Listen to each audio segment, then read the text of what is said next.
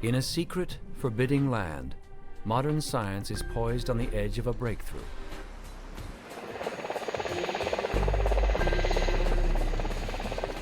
An ancient animal is inspiring an improbable dream.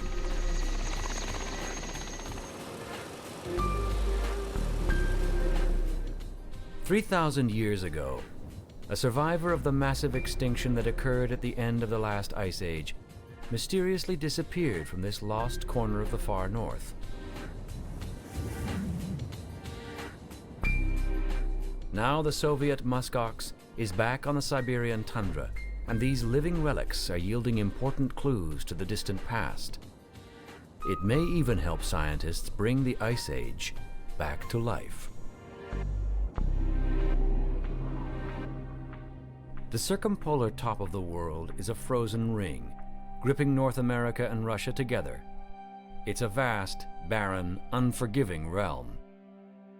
Deep in the heart of Russia, the Taimir Peninsula in Siberia may be the most remote Arctic location of them all.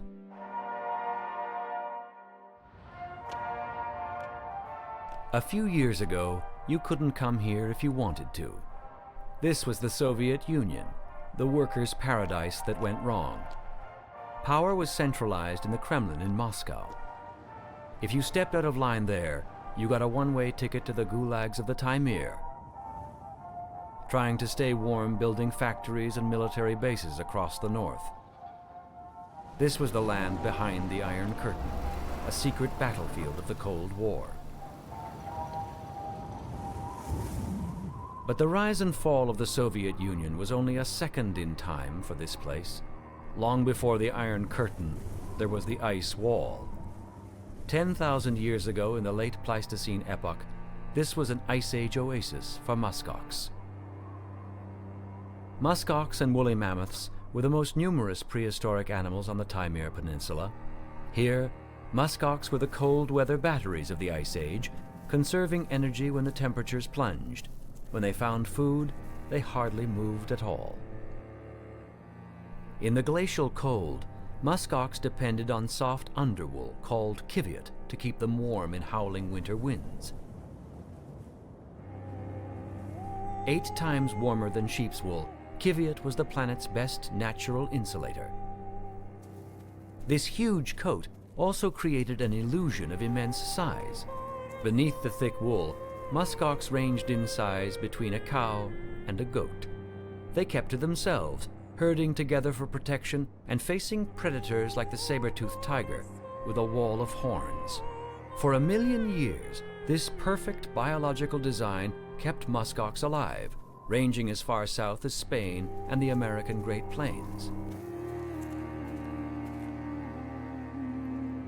At the end of the Ice Age, the great ice sheets melted, flooding vast sections of the planet. On the Taimir, most Pleistocene animals died, including the woolly mammoth. Somehow, muskox survived. Then, 3,000 years ago, they too mysteriously disappeared from this part of the world. Nobody knows why.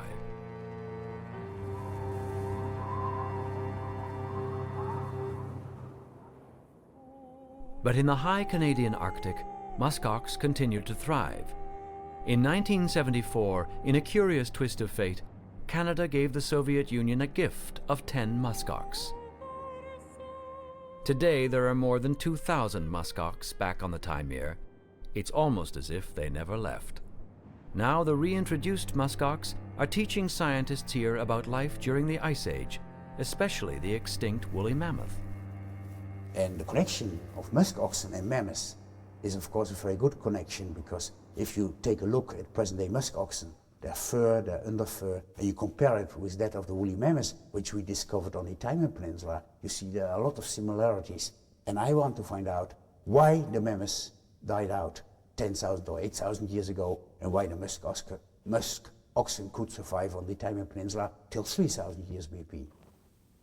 Dutch paleontologist Dick Maul is a legend among Ice Age researchers. Dick and French explorer Bernard Bouy study Ice Age animals pulled from the Siberian permafrost and kept frozen in a unique cave made of ice blocks in the town of Hatanga. Why did this animal become extinct? on the Taimir Peninsula about 3,000 years BP, and after their reintroduction are doing so well. Was it the virus which causes the extinction? Was it the climate which causes the extinction? Was it hunting which causes the extinction? We don't know. We know a lot about the mammoths, but we do not know exactly how they behaved, how huge were the herds they were living in, with 30 animals or maybe 100. Did these herds gather together, like the musk oxen? How were mammoths living during the Pleistocene? How were musk oxen living during the Pleistocene? So there are many mysteries which need to be solved. Bernard Bouy and Dick Moll are using the muskox to unlock the secrets of the Ice Age. They're here on a bold adventure, traveling back in time to find out if it's possible to clone an extinct woolly mammoth.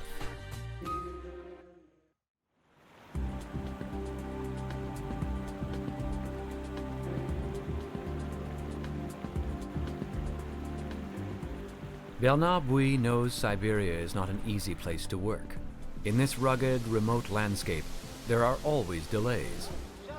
Bernard has been organizing North Pole expeditions for the past decade.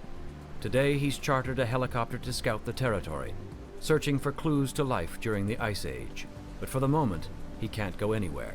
The pilots would rather fish than fly.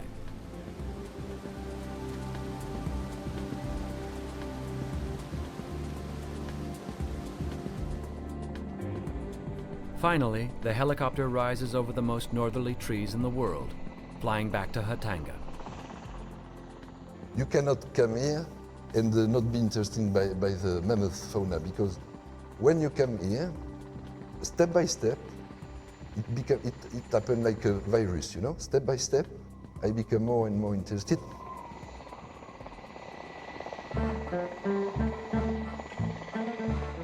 The dream of creating an urban Arctic world died with the Soviets, and at first glance, nothing much is happening in Hatanga. The Cold War soldiers have gone home, life is peaceful, or so it appears. Beneath the quiet surface, this is a land of dreams and obsessions. In Hatanga, Bernard and Dick have both a below-ground ice cave and an above-ground lab, where visiting scientists come to view an impressive collection of ancient muskox and mammoth bones. Yes, this one is all one bag.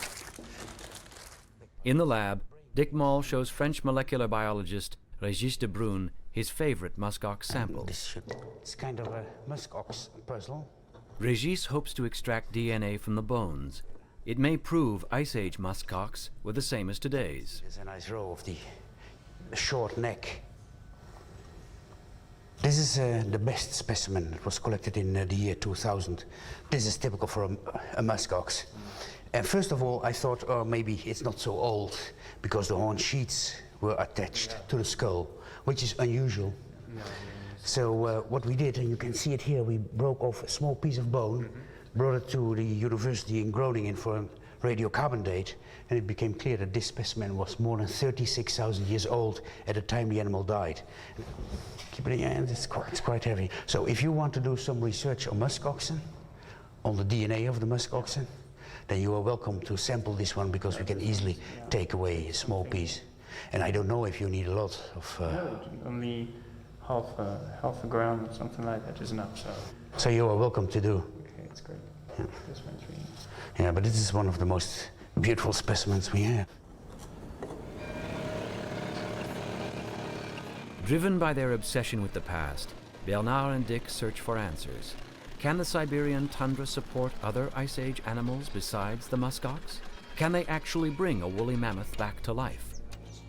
For now, the treasures locked away in their ice cave are as close to the Ice Age as they can get.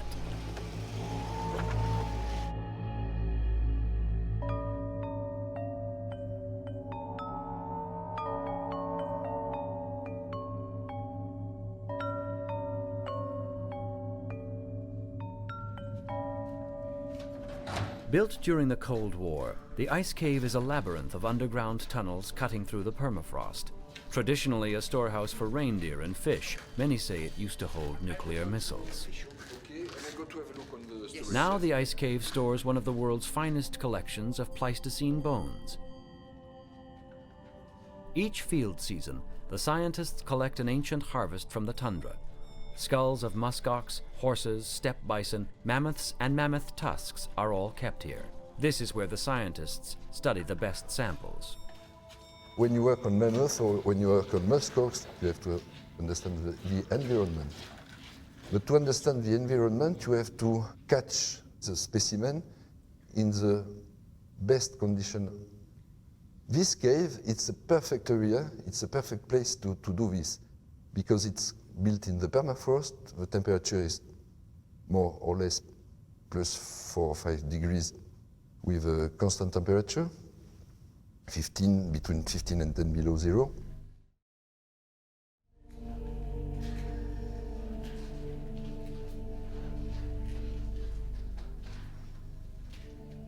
The prize they seek is a frozen mammoth carcass containing living strands of DNA. In the last few years, Bernard and Dick have transferred 2 mammoths into the ice cave, the Yarkov and the Hook mammoth. Neither one turned out to be paleontology's elusive Holy Grail, but they have revealed other secrets. So, Dick, did you find something interesting? Yes. You want to know what this animal was eating? Its last meal? Of course. Here it is. No. Yes. Did you? Oh, already? Yeah, look, all vegetation remains. You see the soft tissues of the mammoth here, and there's a huge piece of skin here.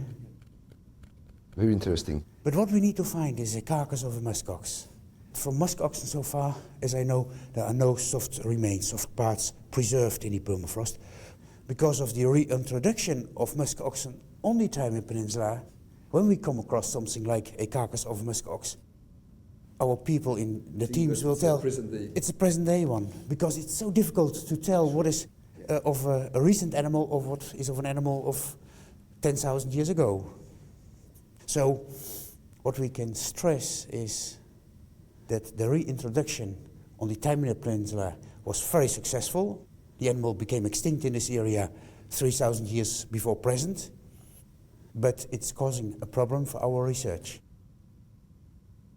The muskox survive and grows up in this environment now means that if we are successful in cloning a mammoth, we can find an area which is enough for some specimen.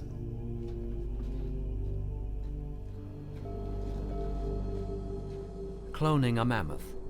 If it does happen, it will be here in Siberia. Out on the tundra, the Ice Age, it seems, never did disappear. And just beneath the permafrost, it remains alive. Something has frightened the muskox. The dominant bull is worried. 10,000 years ago, it was a dangerous world for both the young and old. The big bulls protected the herd, guarding a good patch of food like a fortress.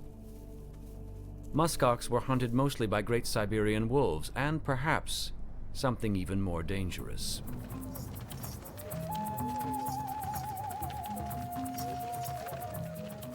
The first humans who arrived here at the end of the Ice Age were nomadic hunters.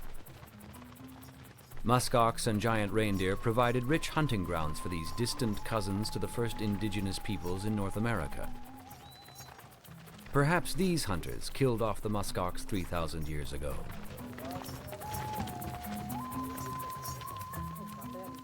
Over time, the people of the Taimir Peninsula became reindeer herders. Domestication has made Ice Age reindeer smaller, but more numerous. Until the Soviets reintroduced muskox, only reindeer and reindeer herders lived year-round on the tundra, just as they do today.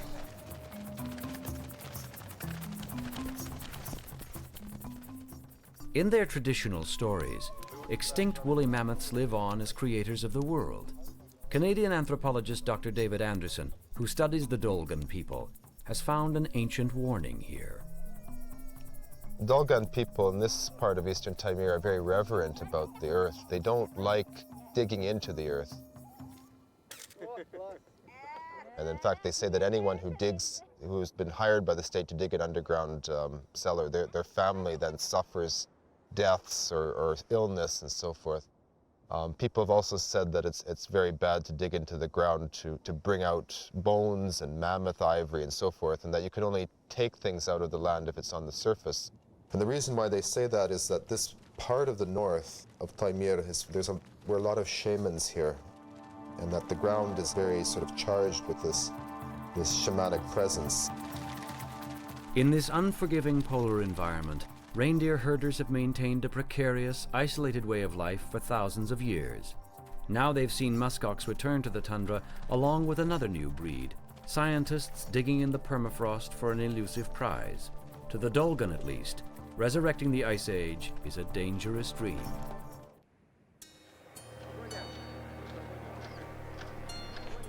Northeast of Hatanga, Canadian anthropologist David Anderson is traveling into the world of the Dolgan people, reindeer herders who live year-round on the tundra. Studying their traditional stories, David wants to learn why they believe extinct Ice Age animals should be left buried in the ground. On his way out to the tundra, David stops in the village of Novorodne to visit a Dolgan family with relatives among the reindeer herders. Zina Portiaga tells David about muskox and shows him some kiviat, perhaps the world's most expensive wool that she's gathered on the barrens. The first time we saw muskox, some people were afraid and other people were curious. We didn't know what they were doing here. We still don't know. But their wool is very good quality, like down. The muskox seems to be, the way that people talk about it, it's something that's very alive. They respect its vibrancy. It's something that it isn't mythic in its world-creating features, but it is something that's found a place within this ecosystem. The mammoth is a completely different example.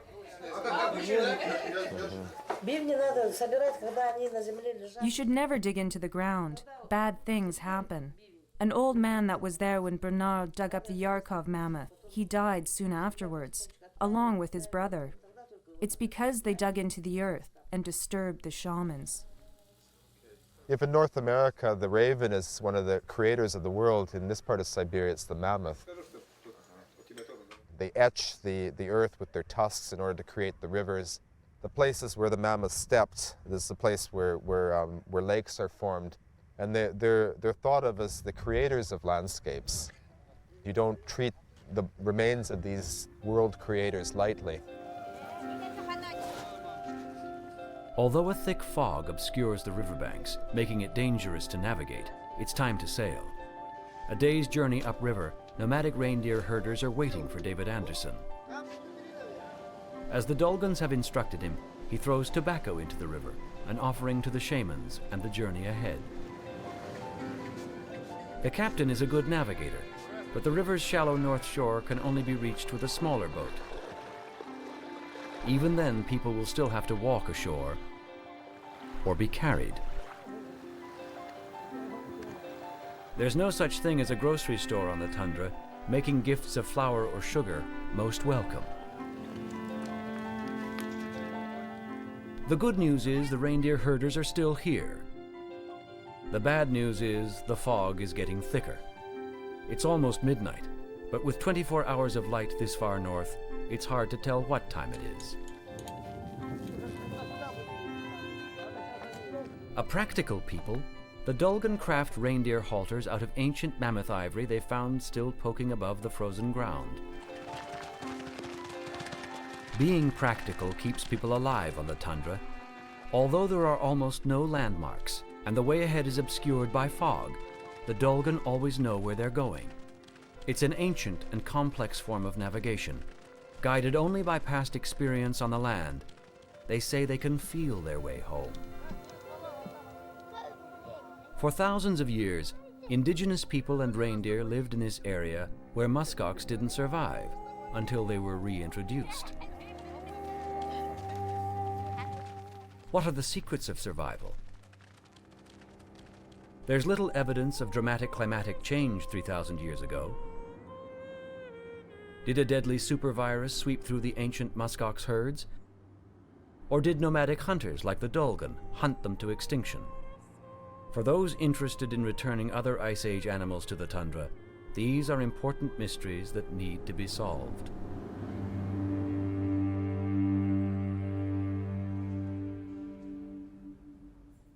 Sorting bones back in Hatanga, Dick Moll is greeted by Vladimir Eisner, Dick, hello. Hey.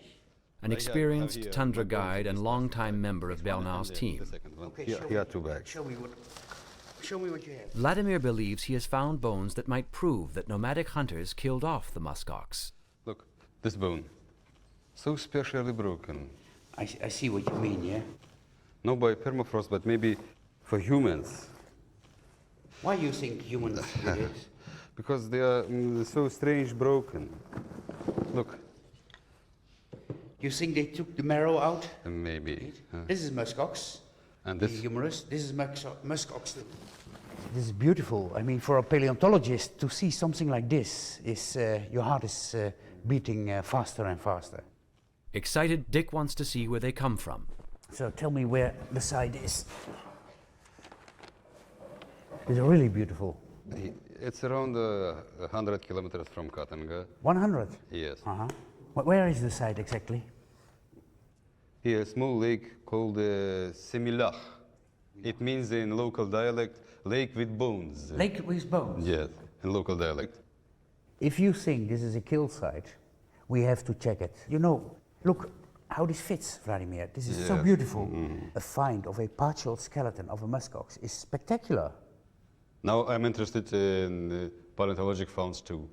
Very good. I begin to love old bones. Continue working as a hunter in this area and hunt for mammoths and muskox.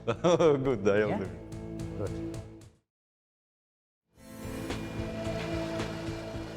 Looking for bones in the permafrost is like searching an enormous haystack for needles. They're there.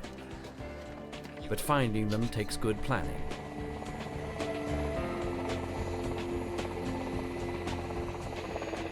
Dick and Bernard will search together, while Vladimir Eisner will go farther north, to the north shore of Lake Taimir, an area known as the Siberian Badlands. The holy grail of paleontology is still to be claimed. Somewhere out there, the intact frozen bodies of a woolly mammoth and an Ice Age muskox are lying in the permafrost, waiting to be found.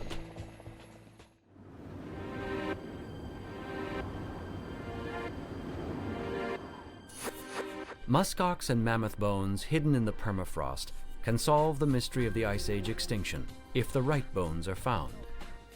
On the tundra of the Taimir Peninsula, the search is on. To go everywhere. Bernard and Dick are driving a Russian monster truck known as a Bronto, specially designed to drive over the soggy tundra without getting stuck. It's a unique vehicle. If necessary, the Bronto can float and drive across the lake. For now, it'll follow along the lake shore. This is where the best specimens might emerge from the melting permafrost.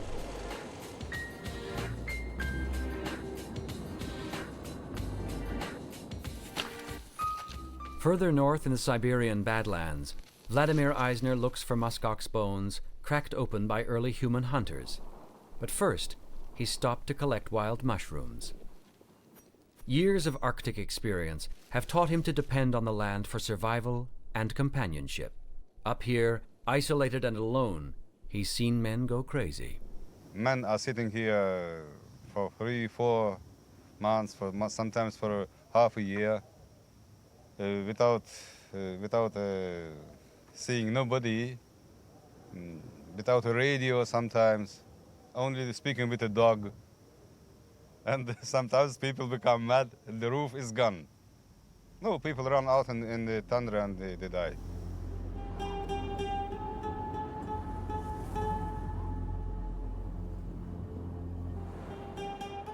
In the days of the Soviet Union, these abandoned ruins were one of the most northerly weather stations in the world.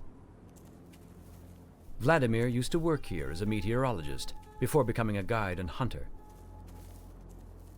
Now there is no one living here, no one to forecast the weather. The Soviet Empire has turned to rusted metal, just another set of bones laid to rest on the tundra. For Russians today, state support is long gone, and those who choose to remain in the north need to find new employment, like searching for the Ice Age. For Bernard and Dick, the New Siberia is the world's best location for researching the Earth 10,000 years ago. You want to find more, Dick? Each year, the permafrost erodes, unearthing Pleistocene bones scattered in the shoreline mud, waiting to be found. It's good that there is not a lot of tourism in this area, because otherwise there will be nothing on the beach. Along with ancient muskox, bison, and wolf bones, there may be 1 million mammoth carcasses beneath the tundra's frozen surface. No, but I'm sure that you come each morning. Oh. You can find something, yeah? If you have this in 20 minutes. Yeah. Let's take a look.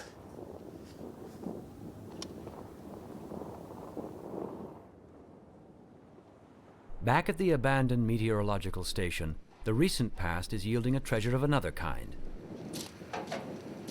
Several tons of free gasoline left behind by the Soviets, a last gift to a changing world. Before, clear that we found bones in tundra, but we throw them out. In the tusk, we collected to make handles for knives or to give it for our friends as souvenirs. They are interesting and beautiful things. And now we began to understand that these bones are from very old animals. Uh-huh. Look how it is melting fast. You saw this? No. It's also muskox, upper jaw, Uh-huh. with 2 molars. You find close On to the beach, the... yeah? And this is from a carnivore. I guess this is from a polar fox. Of an old one? This is an old one, I'm sure. Because if you look at the beach, Oh, close, yeah. close to the side, to our campsite, Yeah.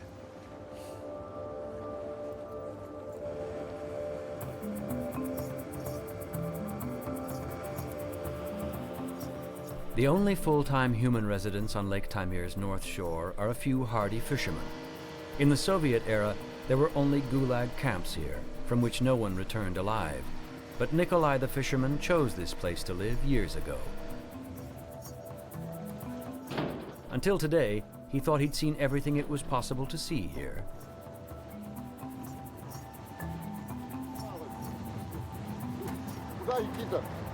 He's found a mammoth carcass on the shoreline and brought a thigh bone back to his fishing hut.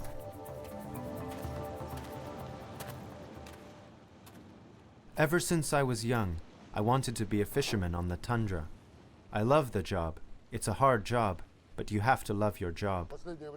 In the last 5 years, I've seen many more muskoxen than I've seen before. I'll even see them down on the beach by Lake Taimir. Enduring brutally tough conditions may have finally paid off for Nikolai. He knows he's made a valuable find. There's more than a thigh bone out there. Today, Nikolai is proud. His friend Vladimir has called on the radio and says he'll come to have a look. As rain starts to fall, Nikolai waits.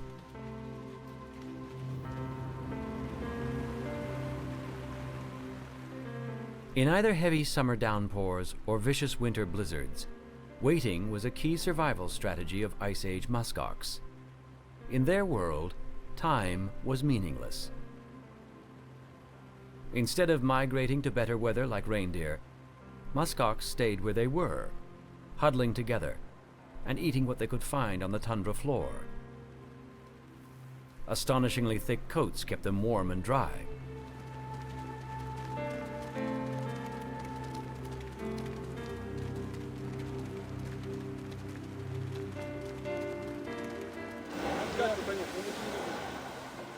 The Dolgan people say that bad things happen to those who dig in the earth to find mammoths. With little luck of finding good bone specimens and their Russian monster truck stuck in the lakeside mud, Bernard and Dick must be asking each other if the Dolgan legends are true. Ice Age muskox and mammoth sank into mud sinkholes like this one, where they died and were preserved in permafrost. Will their Bronto meet the same fate? Miles away, in a strange, heavy fog on Lake Taimir's north shore, old friends Vladimir and Nikolai repair fishing nets. Nikolai tells Vladimir that he thinks he's made a great discovery, and the thigh bone is just a sample. The rest of his mammoth is stored at another fishing camp called Cape Sablera. For Vladimir, it's a great surprise. Looking for broken muskox bones, has he stumbled by accident onto the holy grail of paleontology?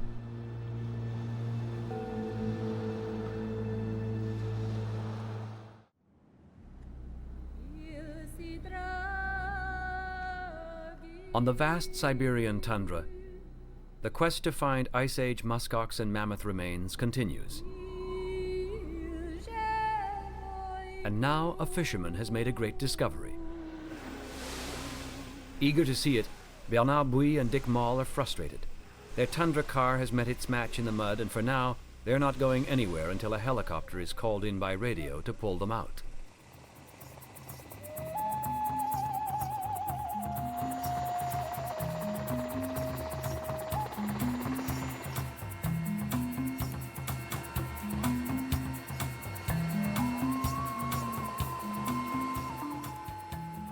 In this extreme environment, life hangs by a thread.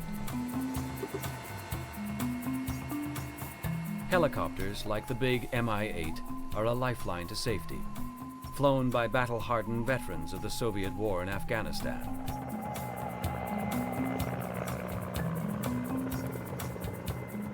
Finally, things are looking up for Bernard and Dick. Their car is flown right to Cape Sablera, where the bones are stored. After years of near misses, searching for the perfect specimen, Nikolai's find is exciting news. Is this the one? The source of intact mammoth DNA? At Cape Sablera, Nikolai is waiting to show them the mammoth's tusks and molars he's discovered. Oh, this looks like a pear. Looks like a pear. It's a real pear. Oh. And Bernard and Dick are impressed.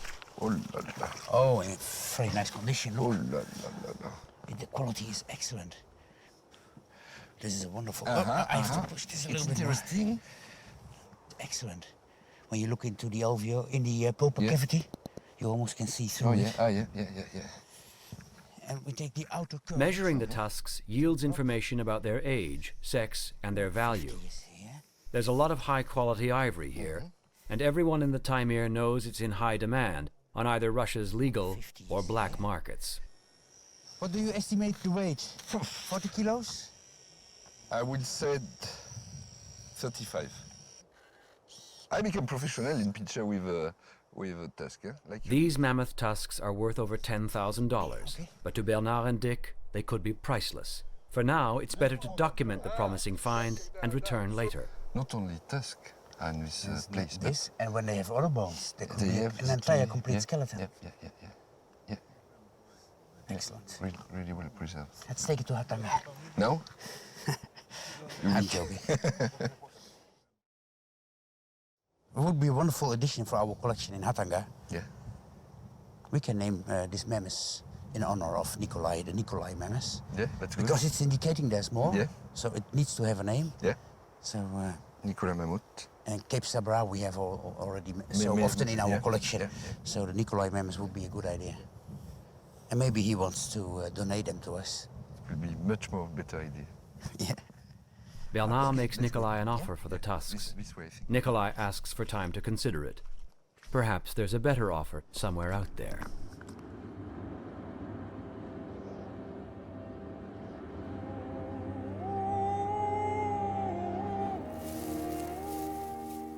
Today, muskox look exactly as they did in the last great ice age, when woolly mammoths were alive.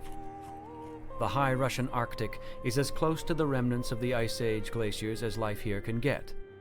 In this harsh world, muskox are evolution's perfect design for the tundra's short summers and long, cold winters. Due to global warming, there may never be another ice age, but the presence of muskox proves that some Ice Age animals can not only survive, but thrive on the Taimir. 10,000 years ago, there were many more woolly creatures here, thriving in the shadow of fearsome glaciers. But when the ancient ice walls melted, most of those animals died. Thick coats and an uncanny ability to get by with meager food sources help muskox survive. On the modern tundra, the woolly mammoth would likely starve.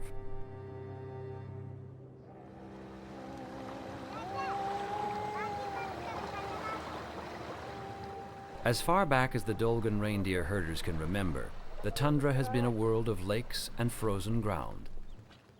Most of the year they eat a steady diet of reindeer, but in the late summer it's fish, the best raw freshwater lake salmon in the world. Year-round, these nomads live in movable huts made of animal skins. Today, the thick fog prevents them from moving camp. So David Anderson asks the camp's elder for stories about the muskox of their past. Muskoxen used to live here a long time ago. The old people used to say they once lived here and then they died out. The old people said that at one time there was very high water, and the water covered all of the land, and the land disappeared. And that's when the muskoxen died out and there weren't any more. And there was nothing left in the area, just tundra. To this day, you can still find the remains of wood and trees.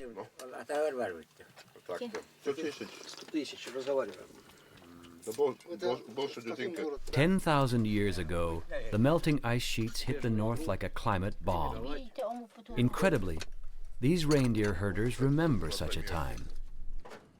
The Dolgan folklore that you find written in the literature has many examples of flooding.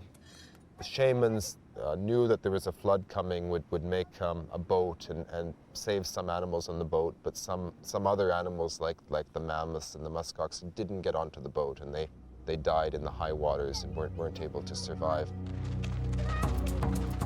The collapse of the Ice Age glaciers brought the end of one world and the beginning of another. For almost everyone on Earth, it's a forgotten time. But on the Taimir, the story of these origins has passed on from generation to generation, as fresh today as it was 5 minutes after the fall of the ice wall. Is this where scientists can find their answers to questions about the Ice Age environment? Here, and nowhere else on Earth, the Ice Age is alive in living memory.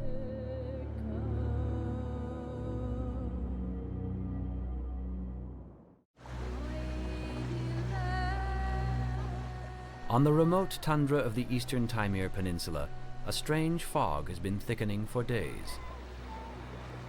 The Dolgan reindeer herders say it's the worst fog anyone's seen in 30 years. The shamans are angry, they say.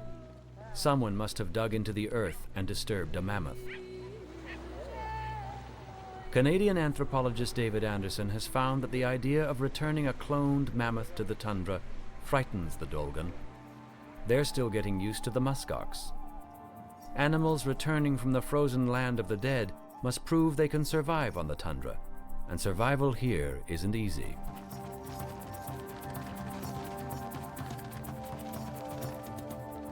Today, in spite of the fog, the Dolgan are lassoing their reindeer so the vet can inoculate the herd. It's a reindeer rodeo. For thousands of years, indigenous people on the Taimir have survived together with reindeer.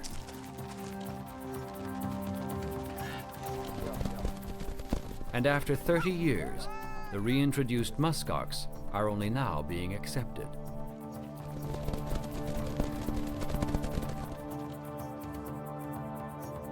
People have said that when they first saw muskoxen, they were shocked that they were so big and furry and that people saw them as being somewhat out of place. Now that the people have had a chance to watch their behavior, they say, well, it's good to see something thriving in our land.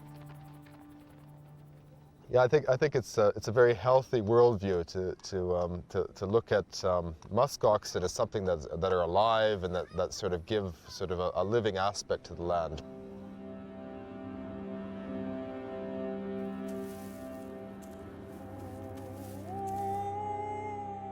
And just as they were during the Ice Age, muskox have again become a part of the Siberian Arctic.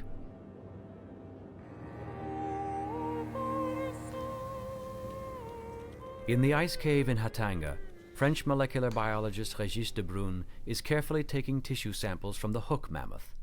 It's really amazing to consider that today we can retrieve the DNA of an individual that was living maybe 20,000 years before present. But so far, intact strands of mammoth DNA have yet to be found, and what has been found has degraded over time. No good for cloning. Not yet, anyway. We think that we will find here in the frozen mammoths much more DNA than what we are used to with mammoths, because the mammoths we are used to working with are kept in museums for decades. And here the mammoths just get out from the permafrost, are kept in frozen conditions, which are really good conditions for preserving DNA for a long term.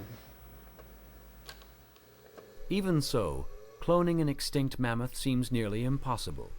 The tissue must be frozen perfectly at the moment of death. There's a 1 in a million chance of ever finding such a specimen. But the Siberian permafrost is the world's best natural freezer, and Bernard and Dick are already planning next year's expedition to dig out the Nikolai mammoth.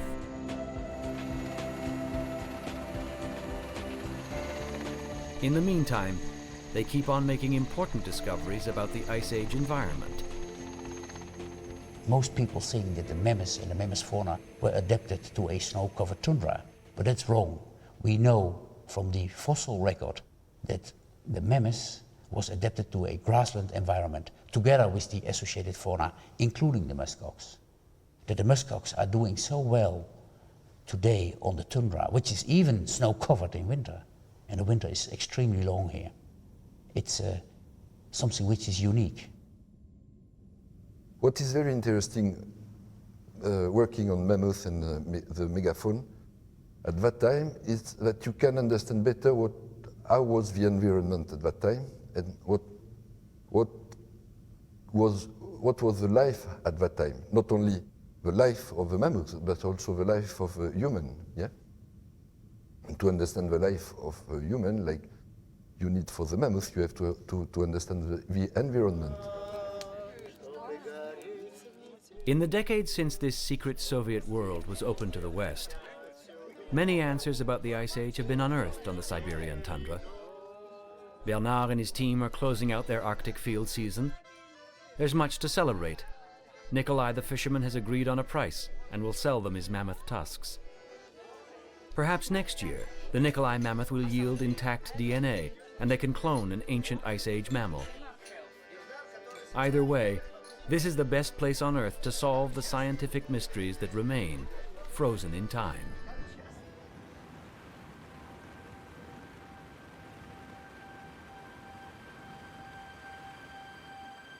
Siberia is a land where oral tradition still remembers the last Ice Age, and stories are still told of a time when muskox roamed these vast grassland plains beside woolly mammoths. Muskox survived the end of the Ice Age the same way they survived the collapse of the Soviet Union. They found the last good place to eat and barely noticed the disaster unfolding all around them. No one knows why they did disappear, but when they were returned to the Taimir after a 3,000-year absence, it was like they never left. Canada and Russia are linked by the Arctic and now by one of nature's great evolutionary creations. The top of the world is once again the realm of muskox, a world without borders, a world beyond time. For the rest of the creatures of the last Ice Age, they're probably gone forever.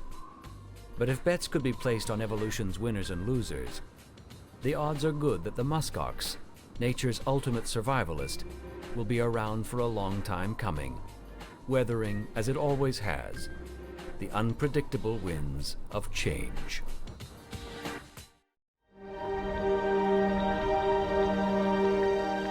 On a planet whose surface is 3/4 water, the mysteries of the deep have long provided potent inspiration for the active imagination. When ancient mariners drew maps of a world they had only begun to understand, they wrote over vast, unexplored oceans, "Here there be monsters." Today it seems that our entire world has been well documented by explorers or scientists, and that all our monsters have been found out. But swimming silently in the icy depths of the Arctic, there is one creature that has remained a mystery. Until now.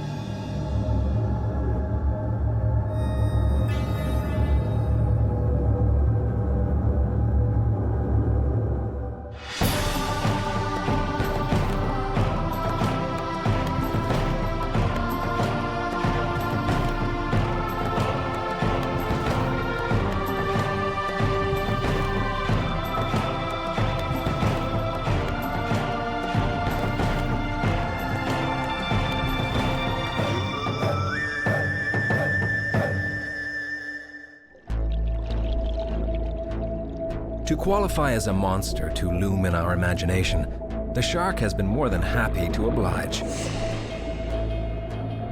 Its stealthy and toothsome biological design has made it the most feared predator of the deep. Almost all of the 465 shark species live in tropical waters, feasting on a 4-star buffet that is easy to spot coming, including the odd scientist.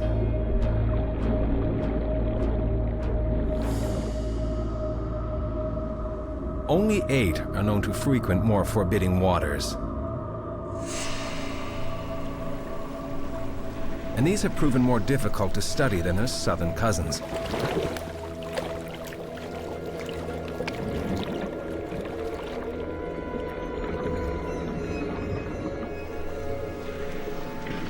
But only one still remains more legend than fact. It has never been studied in the wild, and left scientists scratching their heads for over a century. A true monster. John Steinbeck wrote that an ocean without unnamed monsters would be like a completely dreamless sleep. And somewhere in the human psyche, I think we need monsters, undescribed things. They are not necessarily scary, but they're undescribed and mysterious. That's really what a monster is. And I think in my psyche, that was what the Greenland shark was. The Greenland shark. It is the largest Arctic fish and one of the world's largest sharks. At over 20 feet in length and weighing in at more than a ton, it rivals the stature of the fearsome great white. But unlike all shark species, the Greenland shark remains a great unknown, fueling the imaginations of scientists worldwide.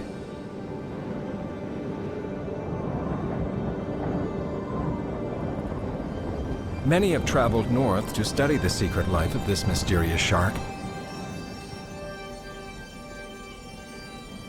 But so far, only dead specimens washed up on a beach or snared in a net have been found. And no one has ever filmed a Greenland shark swimming freely in the wild. Ever.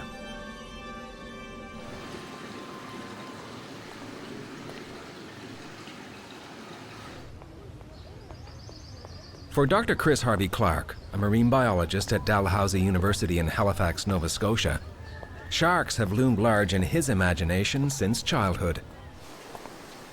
I think it would probably have to be Christmas morning about 1970, unwrapping a parcel that had a book about sharks in it and reading about that.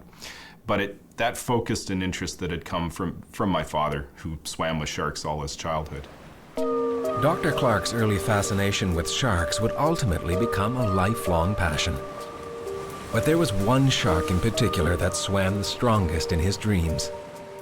The first time I ever saw a Greenland shark, I guess I was about 12 years old, living in Ottawa. It was in the Ottawa Citizen newspaper. It was a picture of a fellow with a toque and a parka on, who sitting beside an ice fishing hole with 2 sharks laid out on the ice beside him. This fisherman's tale didn't make the front page because of a slow news day, but its unlikely location. These sharks had been caught far from their Arctic home, hauled through the ice on a frozen river in Quebec, called the Saguenay.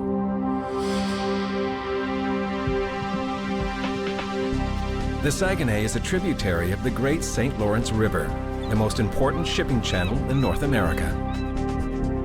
With breathtaking cliffs and a unique marine ecosystem, It is one of the few inland fjords in the world.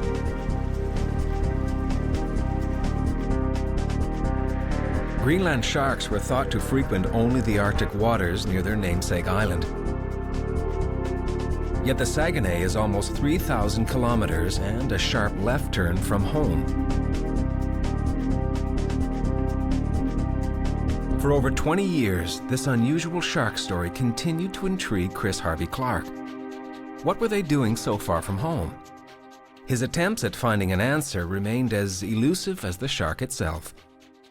Looking for Greenland sharks in Canada has been like looking for Bigfoot. It's a bit like cryptozoology in that we started with nothing. There was really no literature on these animals.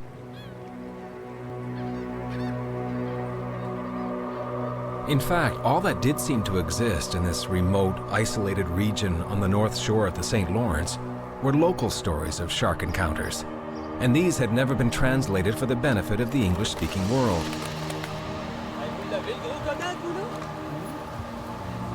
But in 1996, Chris got lucky.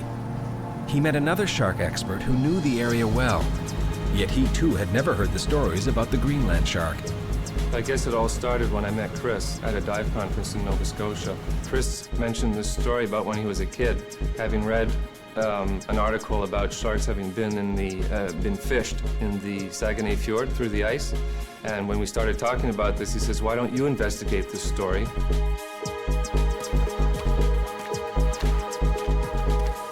Jeff Galland is a professor and professional diver from Drummondville, Quebec. His passion for sharks has taken him around the world, including a Cousteau research expedition.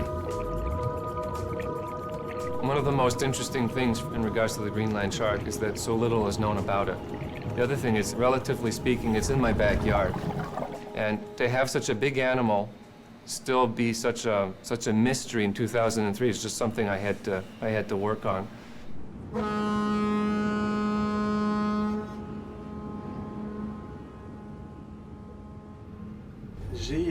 Now Jeff too was hooked on the mystery of the Saguenay sharks.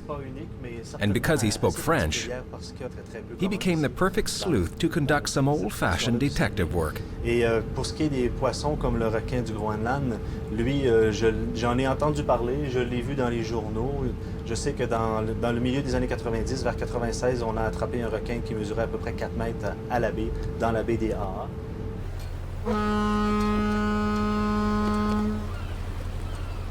A voyage up the majestic Saguenay Fjord is a journey into the heart of French Canada. They're doing things that we didn't think they do. They can move fast. For 500 years, the Saguenay has been home to a unique culture of farmers and fishers, and for those willing to ask, its very own monster.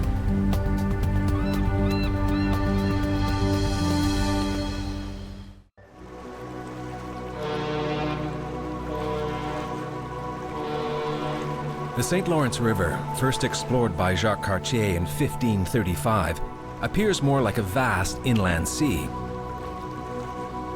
Ships lost in its unpredictable swells, maidens abandoned on remote islands, and epic battles fought on its shores. The Fleuve Saint Laurent is home to a host of legends, some still alive and well just below its surface.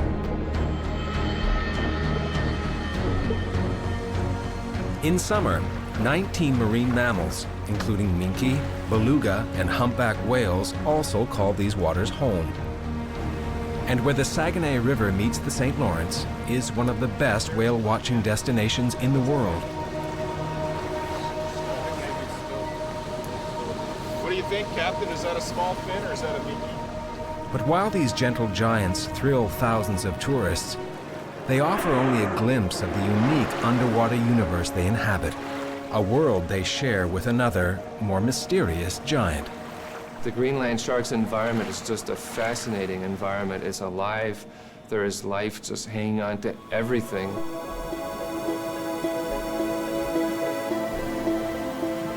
Here, two unique marine worlds collide, creating an amazing explosion of life and color.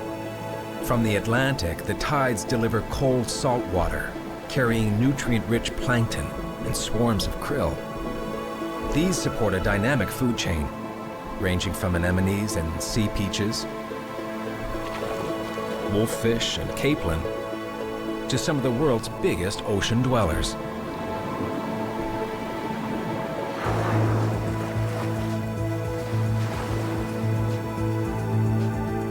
The Saguenay Fjord itself was formed during the last Great Ice Age, when retreating glaciers left behind a deep scar carved into the Laurentian Mountains. Its cliffs soar 400 meters high and mirror a riverbed of almost the same depth. In the fjord, salt water flowing in from the St. Lawrence meets freshwater runoff from the interior. Different temperatures and salinity means the waters don't mix.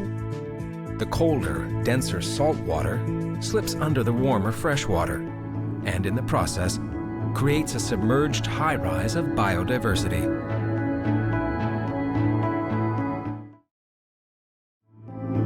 The Greenland shark might be attracted here for the same reason as the whales: food, and lots of it. These are animals that eat up and down the food chain. They'll eat marine mammal blubber, top of the food chain. They'll eat sedentary invertebrates on the bottom, and everything in between.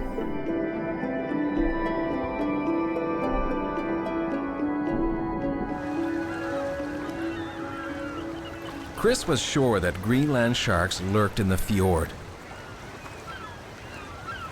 but he was short on scientific evidence.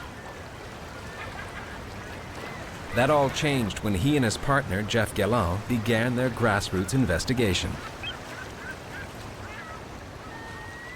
I started driving around the Saguenay, speaking to fishers, people at the Fjord Museum, anyone that I would see at the dock just fishing with a normal fishing line. I'd come up and go see them and say, "What do you know about sharks?" And people came up with all these amazing stories and photos, and that's how the investigative part all started out about 5 years ago. Vous êtes monsieur? Steven Guerin. Steven, bonjour. Jeffrey Gallant. Chris Harvey Clark. Bonjour. It was the beginning of a unique journey. A mysterious Arctic fish had become a local legend. But until Chris and Jeff came along, no one had ever asked why or where. Vous étiez capitaine? Ouais, j'avais un chalutier à 60 pieds. On pêchait la crevette. J'ai attrapé un requin de genre-là. Soon enough, they discovered that as long as there had been a Quebec, there had been stories about sharks. The first was about a 16th century sailor whose leg was bitten off in a shark attack while swimming in the St. Lawrence. Pulled from the water, he bled to death on the deck of his ship. I think the people of the Saguenay love their shark. It has almost become a mythical creature, a mascot of sorts for the people. The Greenland shark may be our own Loch Ness monster here in the Saguenay.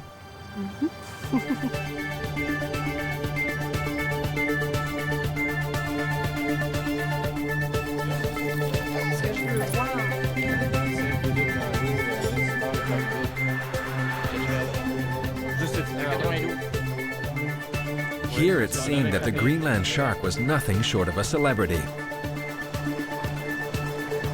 But for Jeff and Chris, I want to see this. It was the modern stories that really captured their attention. Okay, you've got me hooked like the shark. I want to see this head now. It's a part of it because the guys there didn't took complete. Padu de la Durante's catch ended up on his kitchen wall. Now this is the actual, this isn't a cast. It feels to me like they used the actual skin from the head. This is the real skin. thing. That's the one. Yeah. He's right there.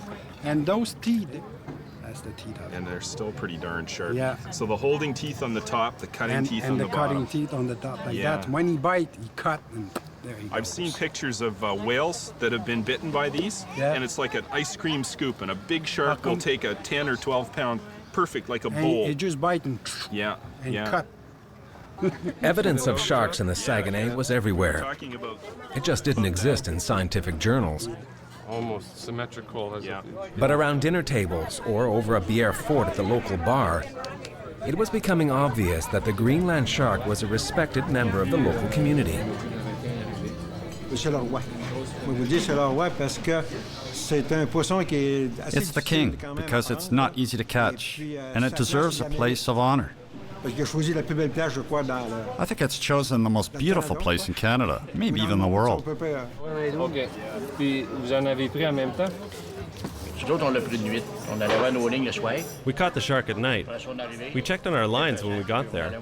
It was heavy, so we figured we had some cod. It was caught on 3 of our lines, so we pulled and pulled, and there it was, all twisted up. Yeah, that's the giant one. Yeah, I remember this one. This is impressive. Now it was up to Chris and Jeff to turn legends and lore into scientific fact. And if they were ever going to study this shark in the flesh, they would have to dive into its world. It was time to mount an expedition. So far, the evidence they had gathered indicated a certain time of year that Greenland sharks like to spend in the Saguenay, the dead of winter. OK. Ouais. Lui, c'est à Ville de la Baie. Ouais. When the cold winds blow into Quebec's Saguenay Fjord, a new world is born. It's a bleak, frozen landscape. But winter is prime-time fishing season here, and so it seems, for catching sharks. In the past 40 years, dozens had been reeled in by unsuspecting fishers. Aurélien Gagné got his big surprise in 1995 and captured the entire event on his video camera.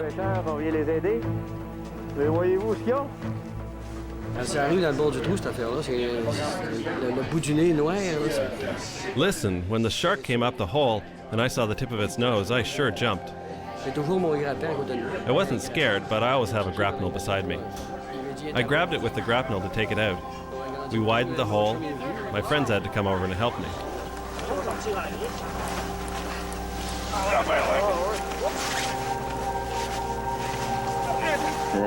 For shark researchers Jeff Gallant and Chris Harvey-Clark, it was more convincing proof. So far from being extremely rare, they are around. The second thing was to go and actually look for a likely location, and that location was at the head of the Saguenay Fjord at La Baie, huge ice fishing camp there, probably 1,000 huts. And in 1996, anyway, we knew that I believe 5 sharks had been caught there, and over the years, almost every year, a shark or 2. And it was here that Jeff and Chris decided to mount their expedition. They called it Operation Skalukskoak, the Inuit name for the Greenland shark.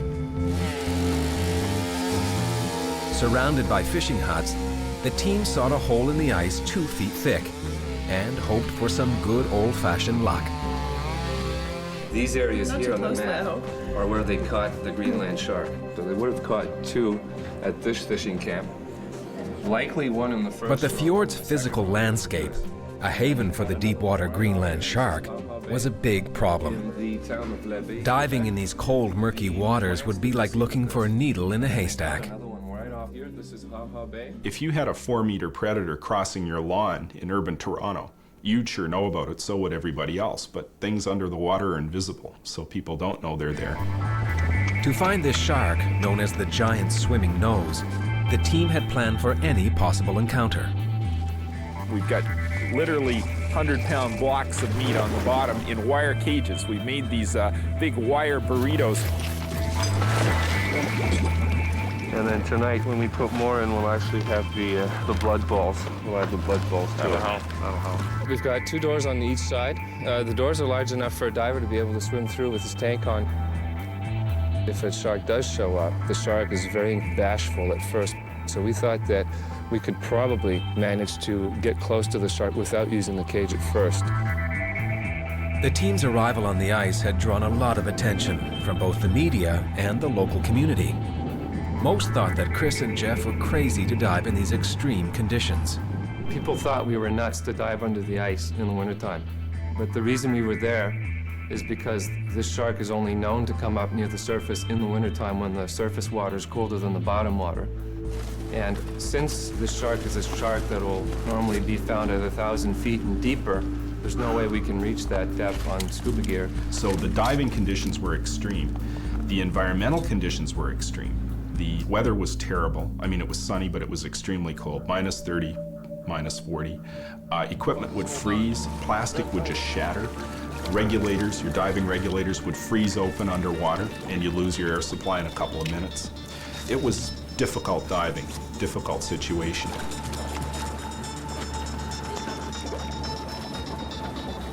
You had all these factors. You had the ice, you had current under the ice, total darkness, only one way out. But we did this according to scientific diving safety standards. The team was very experienced. Experience and safe diving protocols would protect the divers from the elements. But what if they did meet their monster? In this environment, no one knew what to expect.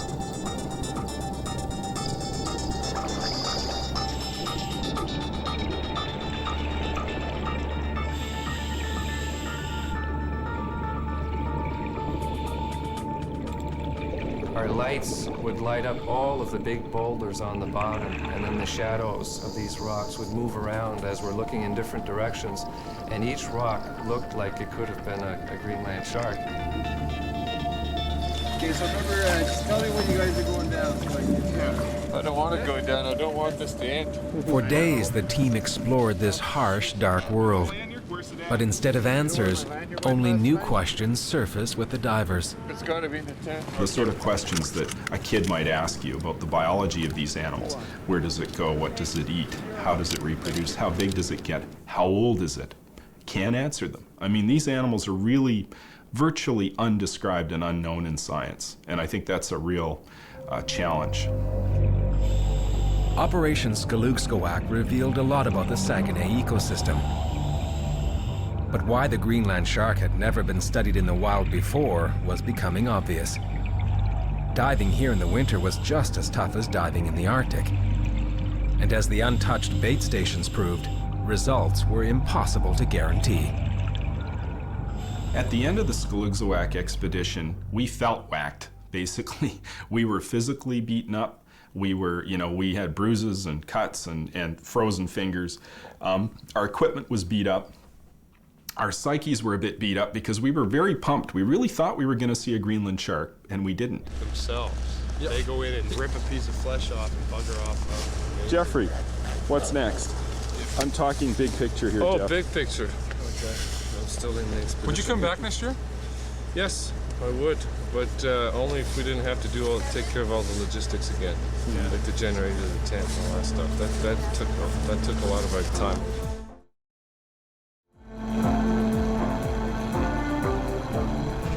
Jeff and Chris remained convinced that they could find the Greenland shark.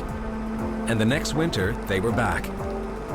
Even though Skalugskawak too had to face the same tough challenges.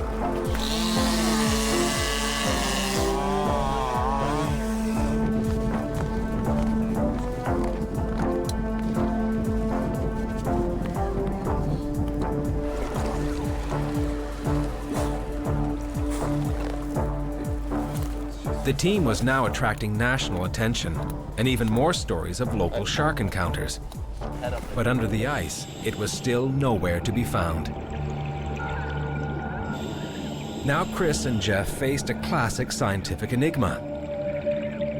How do you find an animal whose very nature makes it almost impossible to study in the wild? Now, when you're up to 2 strikes, and you know that maybe you'll have another chance at this, and if it doesn't work, then you're through. I had to come up with something with much better chances of actually seeing the animal. Like 1 chance out of 10 is just not going to cut it for another expedition.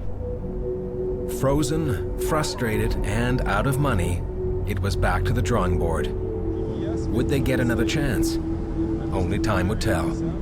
For now, Jeff and Chris were going home.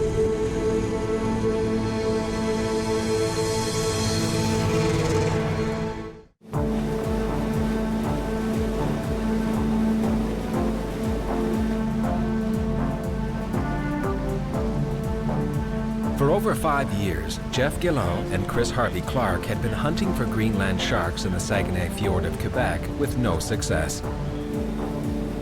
If you talk to my family and friends, they'll tell you that this Greenland shark thing I have is an obsession. My social life is taking a beating from this. To dive with this animal is something that very, very few people have done in the world. Very few people are studying the animal, and I'm just not going to give up. 2 tough winter expeditions had ended in failure. But both Jeff and Chris still believed that somewhere out there, their monster still lurked in the depths of the Saguenay. We just got all kinds of anecdotal information that we would never have otherwise had that further confirm the conviction. These sharks are here. We just have to persist and we'll find them. The 2 explorers had local assistance, experience, and scientific logic on their side. Everything, it seemed, except luck. But then, the unexpected happened.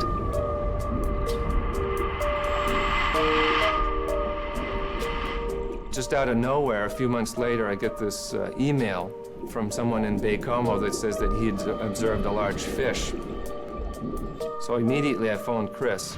And Jeffrey says, listen, Chris, I've been monitoring an electronic bulletin board. I've gotten some information. Some divers in Baie-Comeau are seeing some very big fish. They think they're seeing sharks. Chris says, why aren't you already on the road to Baie-Comeau? Well, one of the things that you have to be prepared to do when a serendipitous event comes along is you have to act and act fast. Which is exactly what Jeff did. And within hours, he was speeding north. The town of Baie-Comeau is located on the north shore of the St. Lawrence, 300 kilometers northeast from the mouth of the Saguenay. Here, Jeff met up with local divers Sylvain Sirois and Alain Simard. Both claim to have had a recent encounter with a Greenland shark. When we see it, we say it's a fish, it's a big fish, and we are surprised to meet this guy underwater, but we are more surprised to see how big it can be, all the story and the team of scientists is very big. Way bigger than we think. Okay. But what was Sylvain's big fish? In the blink of an eye, new hope and a new search for the Greenland shark had begun. For someone to see one on just the one dive, which just wasn't enough to actually set up an expedition and go. This was probably just a fluke encounter.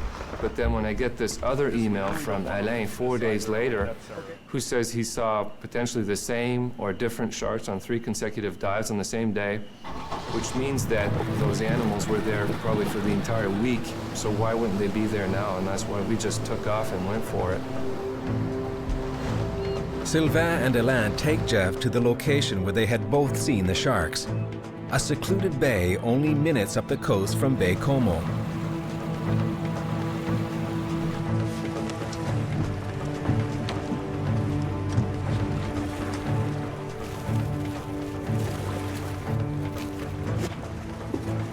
Ça, tu l'as vu 3 fois?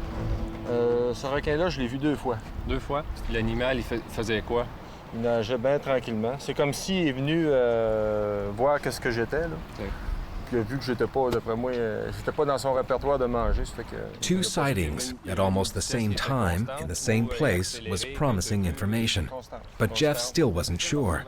The problem was, the Greenland shark shouldn't be here, swimming in shallow water on a warm June day. Except that this had not been a typical summer. Spring had arrived late, and the water temperature was still unseasonably cold. There was also an unusually large run of bait fish congregating in the bay, both good reasons for the Greenland shark to be here. As Jeff prepared to dive, Chris was still traveling north from Halifax. The drive to Baie-Comeau, which is about 8 hours and then a couple hours on the ferry, it was sheer torture. I was very excited. I thought maybe this is it. Finally, we've been looking for 5 years. Maybe we finally struck gold. But at the dive site, Jeff decided he couldn't wait any longer. The sharks Alain and Sylvain observed might already be long gone.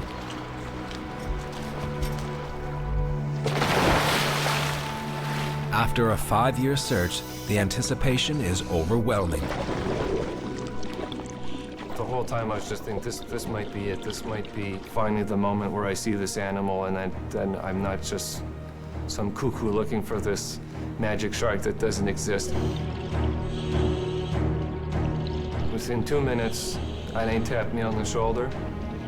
I turned around, looked at him. He's pointing off to our right. And then I see this massive thing just come out of nowhere. coming straight for us. Part of me just couldn't believe it was a shark. It was probably something else. We don't have to swim to it. It's just coming to us. It's looking at us. It was the Greenland shark.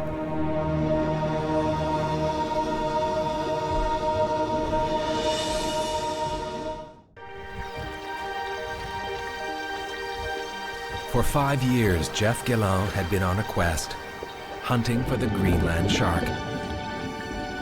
Now, only minutes after diving into the St. Lawrence River near Baie-Comeau, Quebec, Jeff and local divers Alain Simard and Sylvain Sirois had come face to face with this elusive predator. Immediately, my heart just started to pump like never before. I was breathing air like a newbie on scuba. I just couldn't believe it. It's like watching TV and you've got your lottery ticket number and each number is coming up one after the other, but it just happened. It was like the 6 numbers at once, boom.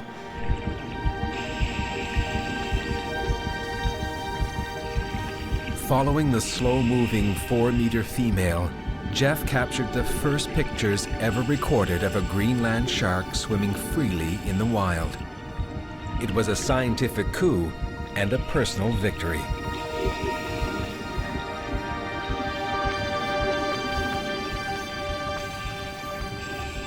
So many things were going on at the same time. I mean, it was personal satisfaction, it was validation, it was this huge rock off my shoulders. And I was just so hoping that Chris would be there on the next dive to be able to see this too, because we've really been into this, both of us, since the beginning, and it would have been so unfair for just me to see it. So at the same time, I was really ecstatic about seeing it. I was thinking about my friend. Finally, Chris had arrived, and at first light, he and Jeff speed to the dive site.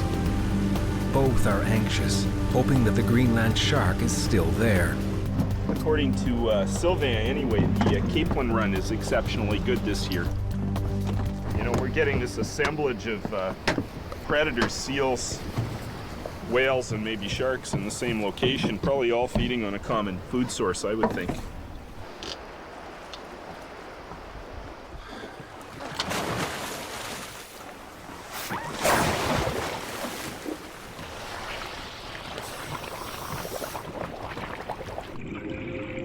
And just like Jeff's first encounter, a shark seeks out the divers only meters from the dock.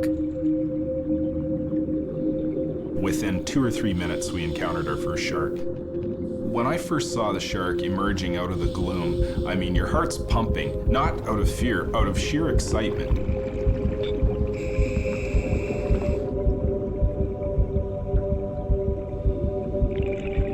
Now Chris too had finally come face to face with the monster of his childhood dreams. It's like finally you've seen Bigfoot. You've found, you know, the secret graveyard of the elephants. You've found the thing you've looked for years. It's very exciting. But despite the thrill of their encounter, both divers knew they had a job to do.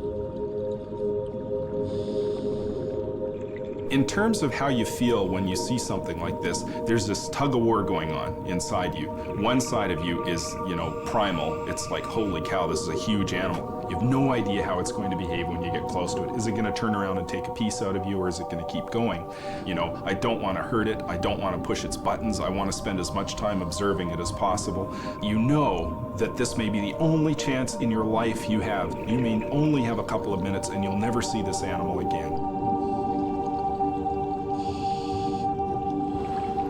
This shark is a 2.5 meter male and moves a lot faster than the female Jeff filmed the day before. It swims in a converging course with the divers and changes direction only at the last moment while keeping a sharp eye on these strange intruders. But a sharp eye isn't what they expected. Almost all of the Greenland sharks captured in the Arctic were found to have an obvious handicap. We went into this thinking that these are the giant blind swimming nose model of shark. As long as you get out of the way, you're probably okay. They're slow moving. They're not visual predators. All wrong. In the past, it was thought that most Greenland sharks were virtually blind, robbed of their eyesight by a parasitic creature called a copepod, which forced the sharks to rely on their noses for dinner. But these sharks had clear eyes, free of parasites, and didn't behave at all like lumbering, blind scavengers.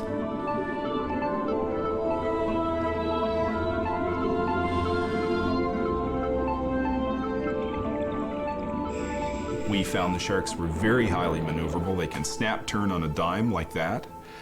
We also found that the sharks basically, when they want to get away from you, they do. They just turn and they book. They take right off and they head for deep water, and we clocked them up to 1.4 meters per second, which is faster than a diver can swim.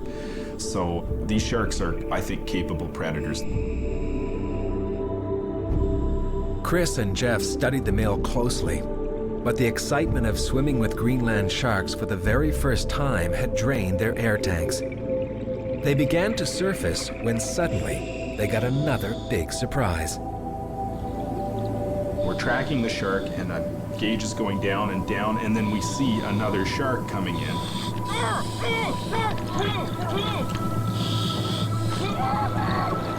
And I'm out of air. I have to go up. It was the most heartbreaking moment of my diving career when that happened.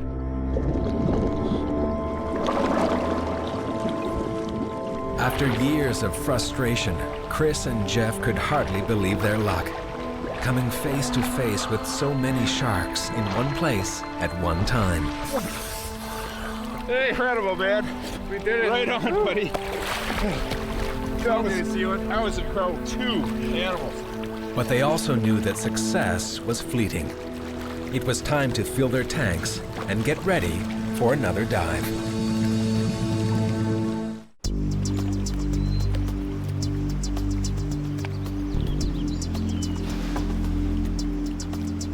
June 2003 in Baie-Comeau, Quebec. Chris Harvey Clark and Jeff Guélan are making the most of their incredible encounter with Greenland sharks, with 3 contacts in less than 24 hours. 30 feet.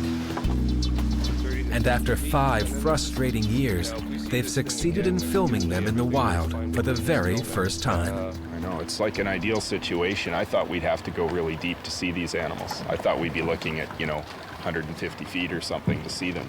Find them in 50 or 60 feet is fantastic. I remember expecting to see it every time now, which is totally contrary to what it was before. On the other dives, never expecting to see anything really. And on these dives, I know I'm going to see him. You're out sitting on the dock having a sandwich, and then we look at the time and say, okay, it's time to go, jump in, and boom, there it is again. And that was just totally incredible.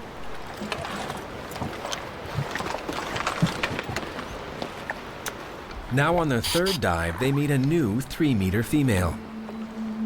Just like the others, she glides out of the gloom, curious, it seems, to check the divers out.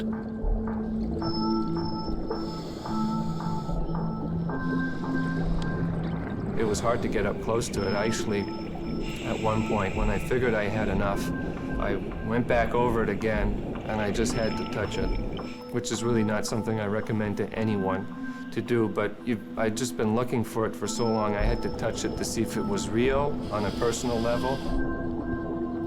Although not as aggressive as the male, this female lets the divers know through her body language exactly how close is too close. Depressing her pectoral fins and angling her nose downward, she exhibits the classic defensive posturing of most other shark species. What it's doing is it's the animal telling you, I don't like your proximity or the way you're behaving, back off. And I wonder why it would do that, because the Greenland shark has no predator.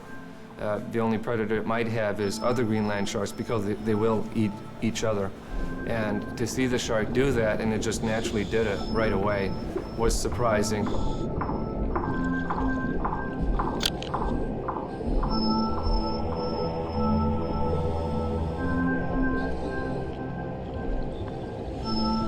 We noticed some things that the sharks really didn't like. They disliked having you in the 6 o'clock position directly behind them. And this, I've dived with many other species of sharks. This seems to be a pretty consistent shark trait. They do not like you there. And like other sharks, this female has a scarred and frayed tail. Scars that could have resulted from tail nipping during courtship, a behavior science knows nothing about.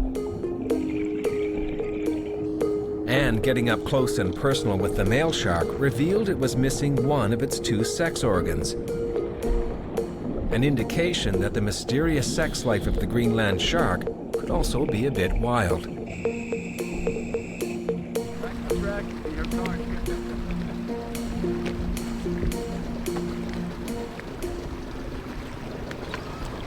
At the beginning of each dive, Jeff and Chris try not to linger near the surface too long. With the bright sun overhead, a diver's silhouette looks a lot like a seal. At this site just a few days ago, local divers had a nerve-wracking shark encounter. The sharks we saw were in the sort of 3-meter range. Other divers in the area had seen one about 5 meters long. That's getting pretty big. When you're that big, they call you mister. On the way back up to the surface, one of the sharks actually left the bottom and stalked him all the way to the surface.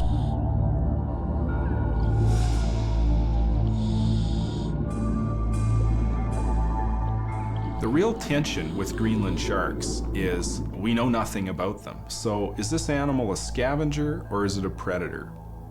Are we a meal or are we a competitor? But no sharks are found near the wreck of this old fishing boat, so Jeff and Chris return to the bay.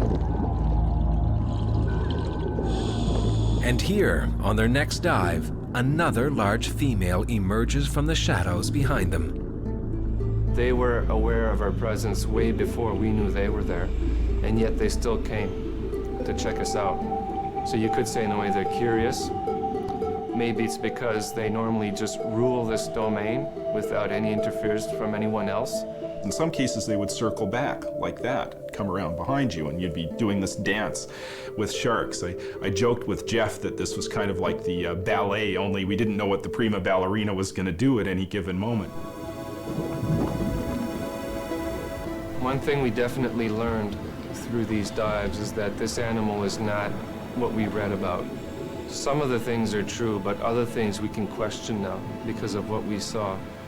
Its feeding habits, its interaction with the environment, interactions with humans. These animals had probably never seen a human before.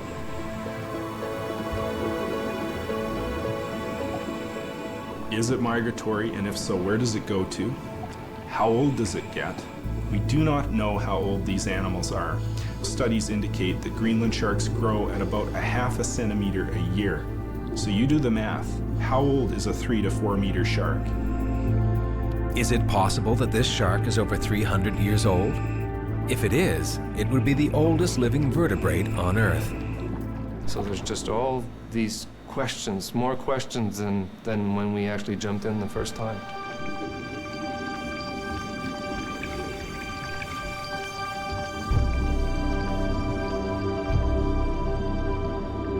The female glides silently away from the divers. It's the last one that they would see on this expedition. Today, they still don't know if they will ever see one again. But their insatiable desire for answers guarantees they will be back.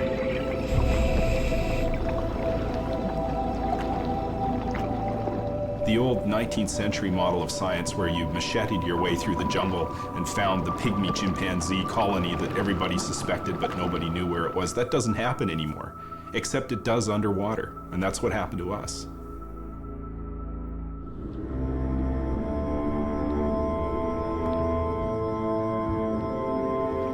Diving into the depths of our planet's last frontier, one more monster has been found out. But the mysteries of the sea continue to endure. And that's nature's guarantee to the explorer in all of us that we will never have a dreamless sleep.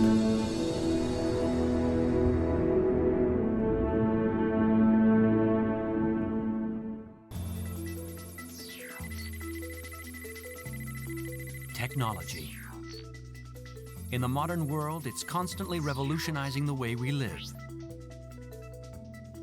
But right now, there's another revolution going on in the natural world, and it too is transforming our planet.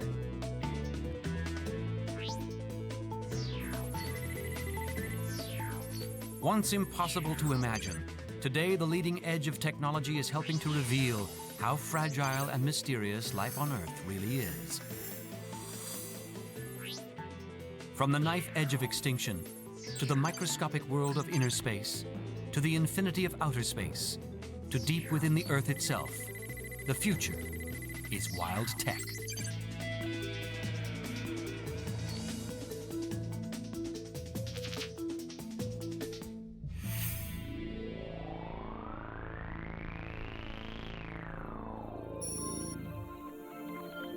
In every corner of the world, remote wild places are thriving with rare and magical forms of life.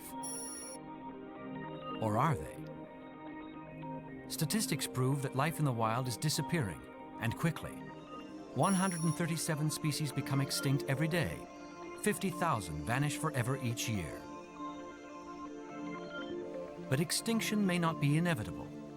In fact, the new technology of assisted reproduction could force the threat of extinction itself to disappear.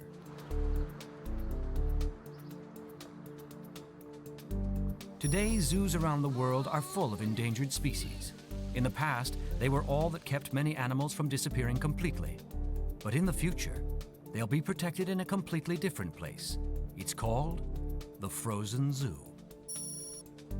Here, the living cells of an incredible array of wild animals are being preserved for scientists to conceive, even clone endangered species. This is the way I think we're going to transport animals someday. Someday I see us with liquid nitrogen tanks on airplanes, literally hauling a herd of animals across the world. Stored in liquid nitrogen at minus 196 degrees centigrade, tissue samples, sperm, eggs, and embryos from hundreds of animals can be kept for literally thousands of years. They may look small, but each of these containers can hold a herd of water buffalo. It's a frozen Noah's Ark. We're now freezing not only reproductive cells, but we're freezing skin cells as we do work with cloning. And in my mind, the frozen zoo is one of the most powerful tools in assisted reproduction technology. It may sound like science fiction, but for some animals, it's their last real chance for survival. Yet whatever reproductive technique is used, the real trick is to find each one of them a mother. Scientists are now learning which animals make good surrogate mothers for their similar but endangered cousin.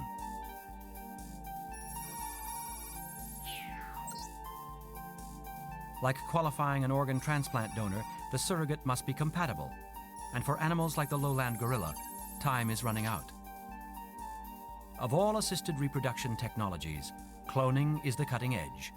And scientists here are working hard to improve their techniques. The cells. These are the bongo cells, and they're from Mariah, who's our most endangered bongo, really. We'll get started on that. We used a technique which is called interspecies cloning.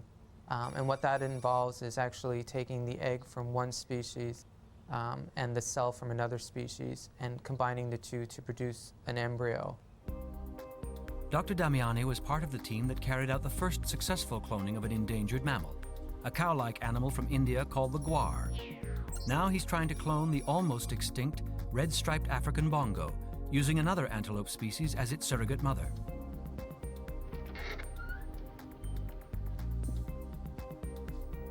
An attempt to clone a bongo is about to begin. DNA from bongo skin cells is being implanted into the egg of an eland antelope. In this lab, researchers must work under red lights. Daylight could cause a chemical reaction that might damage the cells and ruin the procedure.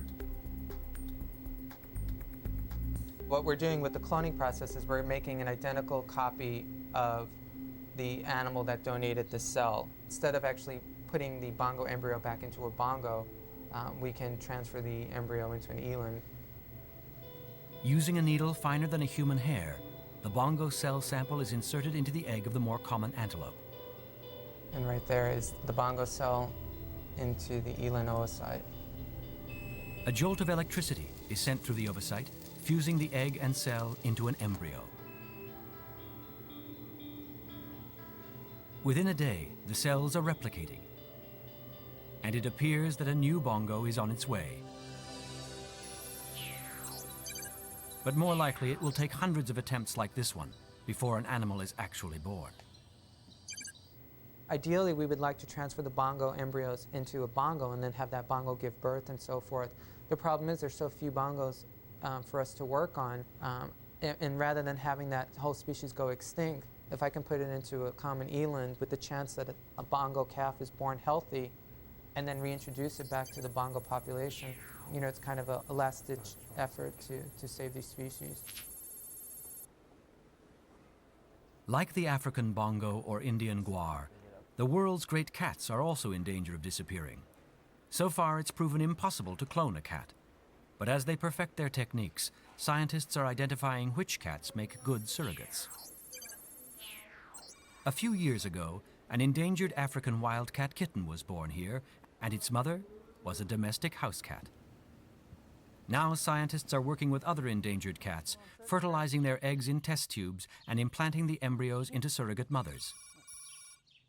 We're trying some of this work between lions and tigers. Now, nobody's ever done this before between lions and tigers, but since lions breed somewhat quickly in captivity, and we have large numbers of them, whereas tigers, there's some very endangered subspecies of tigers. If we could use the lioness as a surrogate for tiger embryos, then that's another step that we're trying to take. In the human world, cloning experiments, test tube babies, even surrogate motherhood has been controversial, even scandalous.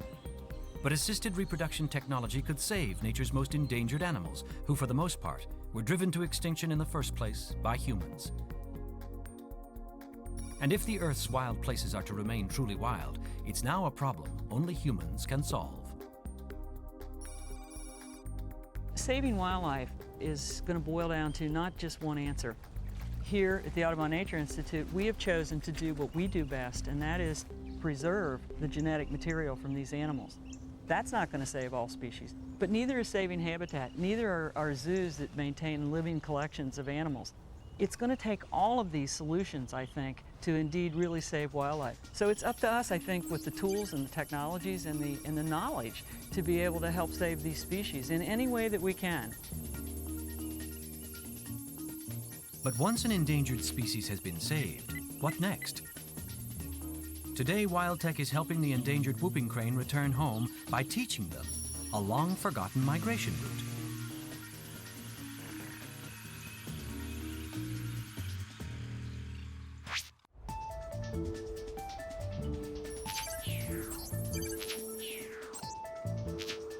A few years ago, Operation Migration became famous for using ultralight aircraft to help lost birds find their way home.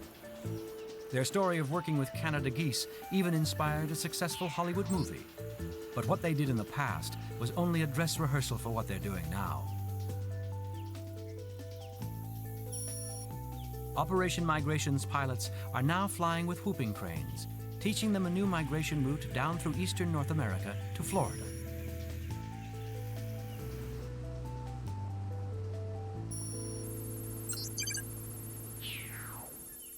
The whooping crane is North America's tallest bird, but its size became a liability, and by 1941 there were only 15 left in the world due to hunting and habitat loss. Today, despite international efforts to save them, whooping cranes are still on the edge of extinction, and most survive in captivity. In the past, biologists had a problem. They could breed and hatch new whooping cranes, even preserve their wildness by using puppets as surrogate parents. But they couldn't teach them how to migrate, a key survival strategy. New ultralight aircraft technology provided the answer. Technology is critical to the survival of this species. If you didn't have the captive breeding centers, I don't think the population would have survived. We have the GPS navigation, we have the satellite tracking system. It couldn't be done, without that technology. And of course, the aircraft itself is, although it is an ultralight and people think of them as kind of flying lawn chairs, that they're really are state-of-the-art aircraft. Easy to control and inexpensive to fly, ultralights are a new age solution to an age-old problem. They soar through the air like a windsurfer riding air currents and can land or take off almost anywhere, something no other aircraft can do. Whooping crane chicks recognize the first thing that nurtures them as a parent. It's called imprinting. To make sure that they imprint on cranes rather than humans, the biologists and ultralight pilots wear unique costumes and use hand puppets to fool the chicks. Ultralight aircraft were chosen specifically to teach the whooping cranes how and where to migrate.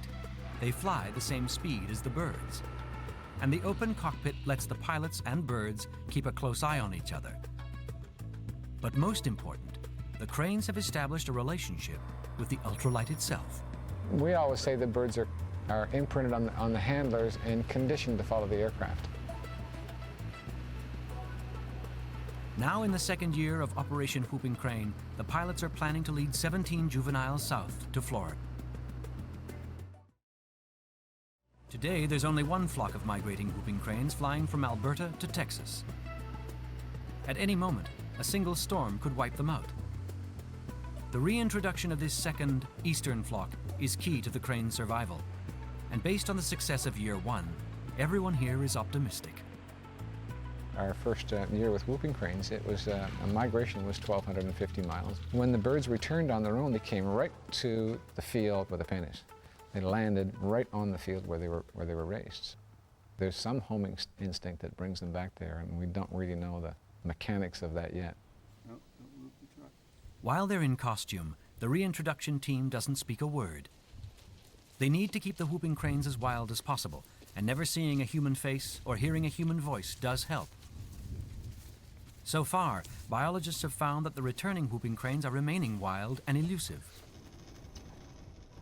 Finding the cranes within the wildlife sanctuary is a challenge for researchers who want to monitor their movements and behavior. 5 of the released whooping cranes from last year came back to this refuge, and all of the birds are, since they've come back, have started to do what we think are good behaviors for cranes. They're roosting in water, they're finding enough to eat, they're relatively wary of humans and vehicles, and so that's very encouraging in terms of whether or not they're going to start reproducing.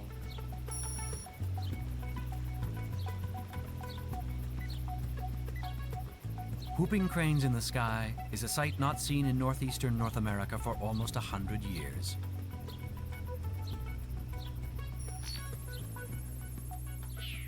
For the pilots, preparing for the migration flight is intense. To stay finely tuned and ready to fly, the ultralights require constant maintenance of their GPS navigation systems and radio communications. I guess we've perfected the methodology in leading birds. Over the years, we've faced a million problems and found a million solutions. And the design of the aircraft has been slowly modified over the years. We've gone from calling the Canada geese with our "come on geese" calls to calling the cranes using actual digital recordings of the birds.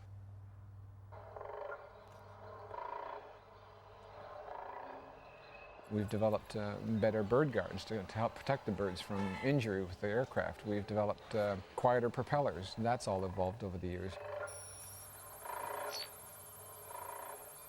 It's taken months to train the whooping cranes to fly behind the ultralights, while the migration itself, from Wisconsin to Florida, lasts about 50 days.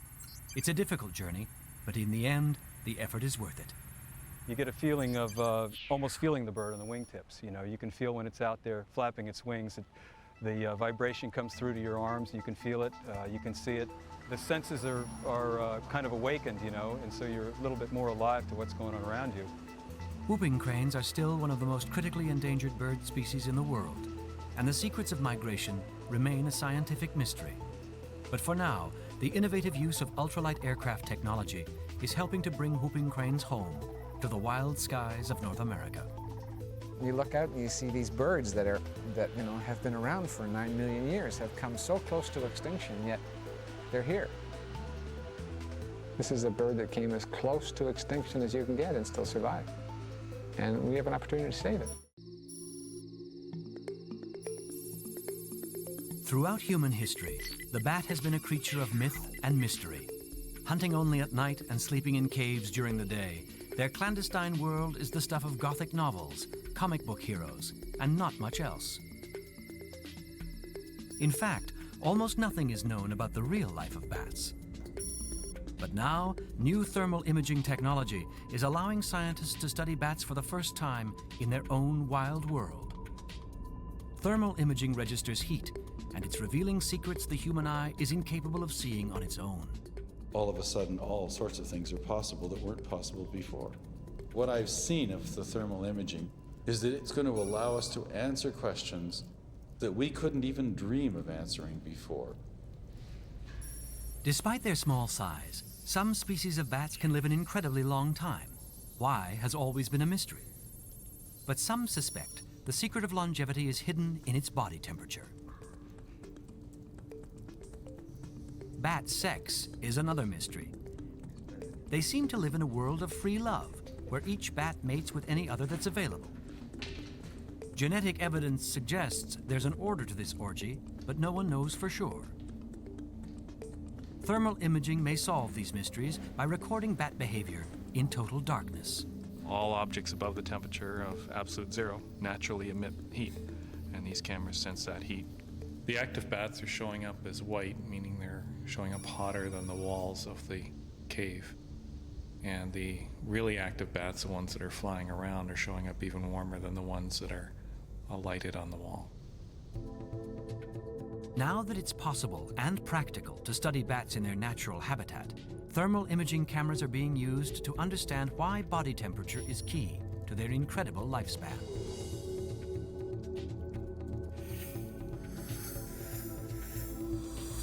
The little brown bats that are so common at this location, it's an 8-gram animal. 8 grams, and yet the age record for these animals is over 30 years at, sort of life in the wild. So they must have something going for them. In human years, the average age of these tiny brown bats exceeds 5 centuries. Scientists knew these bats were longevity champions, but they didn't know why. Thermal imaging has revealed that when bats hibernate, they don't just sleep. They almost die. Bats generate body heat. Even when they're hibernating, they generate a very small amount of heat that can be detected by the cameras. What was astounding was just how cold their bodies can get, and thermal imaging provided the answers to that. Well, one of the mysteries about bats, in a way, is how bats deal with winter. You can go into hibernation sites in the winter, and it was astonishing to discover last winter with a thermal camera that the bats were actually colder than the stone of the mine or cave in which they were roosting, and we didn't really expect that.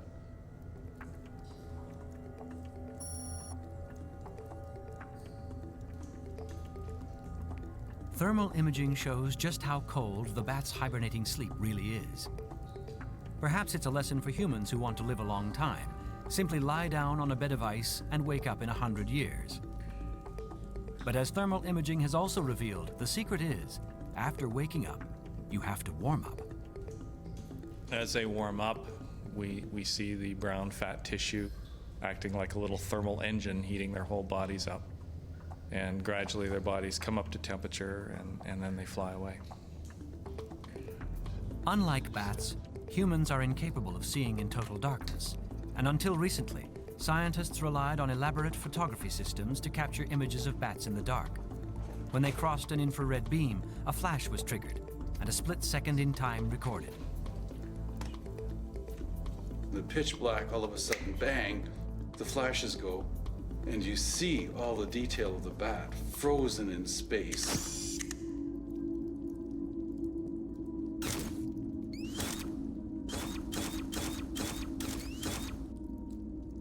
And I have yet to meet anyone who doesn't find that quite mind-expanding. But older technologies offer only a glimpse of the bat's real world. Thermal imaging is capable of revealing intimate, real-time details like how do bats choose a mate? Until now, no one had a clue. When you watch bats mating, there's no rhyme or reason. A female mates with several males, males mate with several females. It's a mating system that appears to be random and promiscuous. And yet, the young are more closely related than their mothers. Well, that suggests that a few males are fathering many of the young. So there is some mechanism for choice. My theory, which is just good old armchair biology, is in fact that perhaps they're picking hot males. And perhaps, if you're really hot, you're much more attractive. You perhaps are viewed by the female as being better. We'll see. With a thermal imaging camera, we can perhaps actually find out. Once hidden deep inside the Earth, observing the secrets of this mysterious creature now has nothing to do with shining new light into primordial darkness. Thermal imaging has exposed the natural world of the bat by taking pictures in shades of hot and cold. In the future, this wild technology will answer many more questions about longevity, hibernation, and perhaps even our own desire for immortality.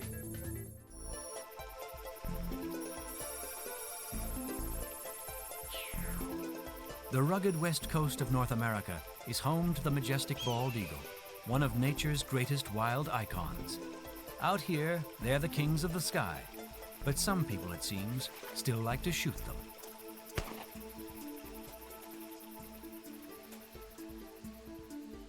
When I first saw the eagle and saw how its beak was blown off like that, I felt that maybe the most humane thing would be to have it euthanized. It looked that bad. Robin Campbell's seen a lot of inhumanity in his time, but he refused to quit on this bird, although he knew he had a big problem on his hands. Did they get fungus or like... Here he is here, Dr. Andrews. I don't know what you think. An eagle's beak is made up of the same protein as human hair. In normal conditions, it grows continuously, and in most cases will heal itself. But the bullet had completely destroyed this eagle's ability to regenerate its beak. So what did Robin Campbell do? He called his dentist. I'd phoned a number of dentists and denturists, and none of them could help me. But I put an ad in the paper, and I actually had 15 different clinics call, one as far away as Alberta. And we chose Dr. Andrews. We thought that he was the best to work on this bird. We see a little... No one had ever built a new working beak for an eagle. But if Dr. Andrews didn't try, and quickly, the eagle would die. That's really good. The challenge was to construct a beak strong enough to let it eat, but still allow it to breathe. Any problems? You don't see really any growth? When he went to feed, this part of the beak, when he bites hard, it bends the beak back into his skull here and puts exquisite pressure on there and probably gives him a considerable amount of pain. Dr. Andrews, too, had seen a lot in his time, but an eagle in the dentist's chair? He soon found out, however, that working on the bird was only as difficult as working on a human patient with a really big nose.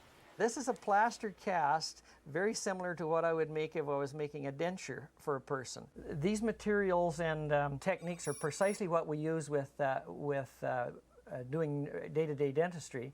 It's just that we've had to apply them to a different type of project. Soon enough, they got it right, creating a beak of light acrylic and breathable chrome. I'm not left-handed, but... As if he knew what they were doing, the eagle remained calm throughout the procedure. When we cast this and polished it, Fred Leek, the technician, he made sure that is just razor sharp along here. So when he incises things, he cuts them off extremely readily. All done on volunteer time, this original collaboration not only built an innovative beak and saved an eagle's life, it created world experts in the new field of wildlife dentistry. The beak even inspired a name for the eagle. Someone came to me and they said, well, what's the name of him? So I just said, well, his name's Brian. He kind of thought it was funny that I would name him that, but I can't think of a better man than Dr. Andrews to name it after. Brian the bald eagle will never return to the wild, yet he'll always be an icon, part of the new way technology is affecting the natural world.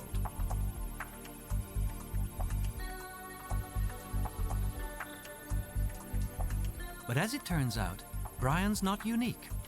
On the opposite side of the Rocky Mountains, wildlife dentists are also working hard to save elephants. Calgary, Alberta is about as far from home as an Asian elephant can get, and it was here that another wild tech breakthrough occurred.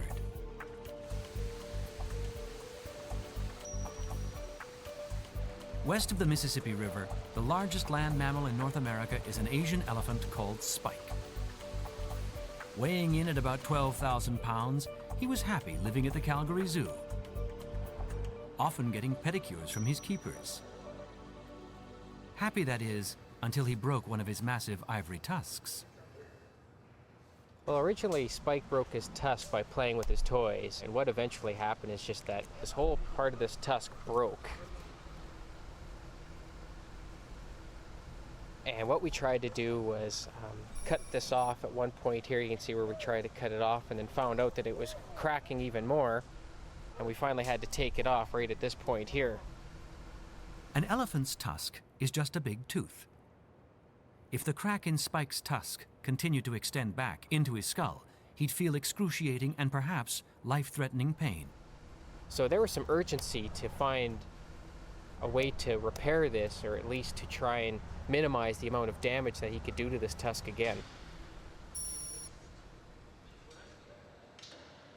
The zookeepers decided that the best way to control the crack was to put caps on Spike's tusks. But they needed something bigger and with a more precise fit than the circus-style caps that were available.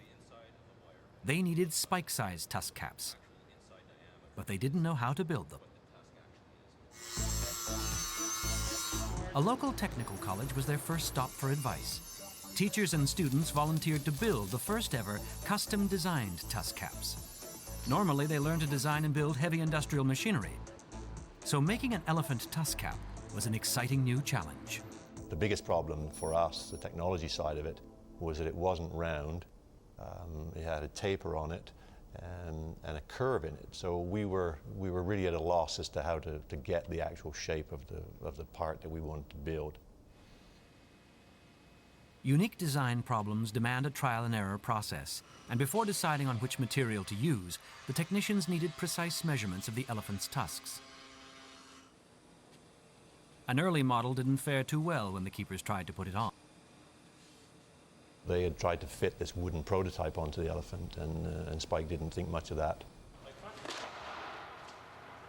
And the elephant sort of wrapped its trunk around a piece of wood and pulled it off itself.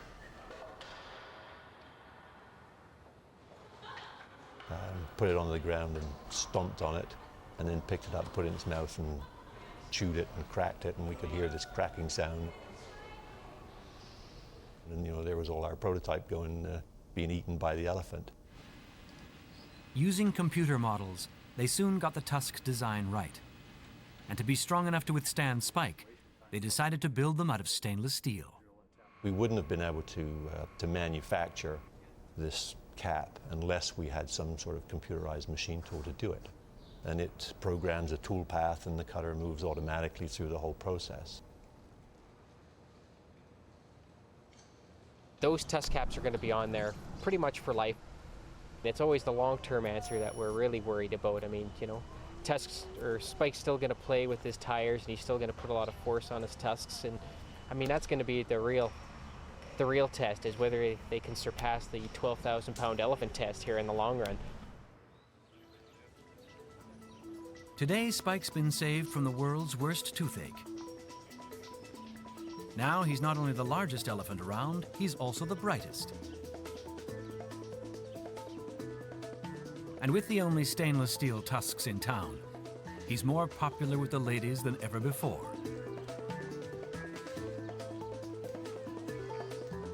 At just 20 years old, Spike has a long and shining life ahead of him.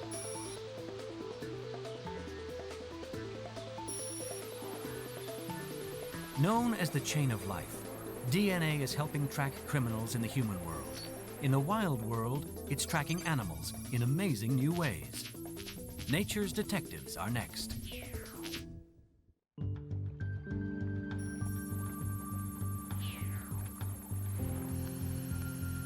In the past, scientists used radio signals to track wildlife and needed to trap or tranquilize their subjects to attach a transmitter.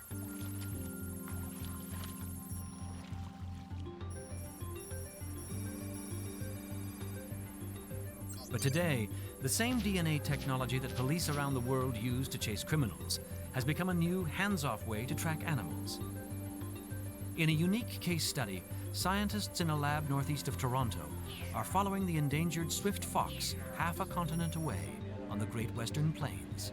Using the same bits of DNA that are used in human forensic analyses in murder and rape cases, but we can now analyze them in swift foxes and get information about parentage, offspring relationships, and other kinds of relationships.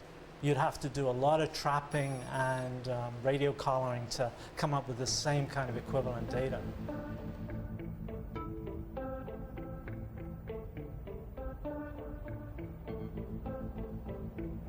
The swift fox is the smallest of its kind in North America. 100 years ago, there were thousands of them, but its prairie home was transformed by farming, and the swift fox began to disappear. By the 1970s, it became extinct in Canada and remains endangered in the United States.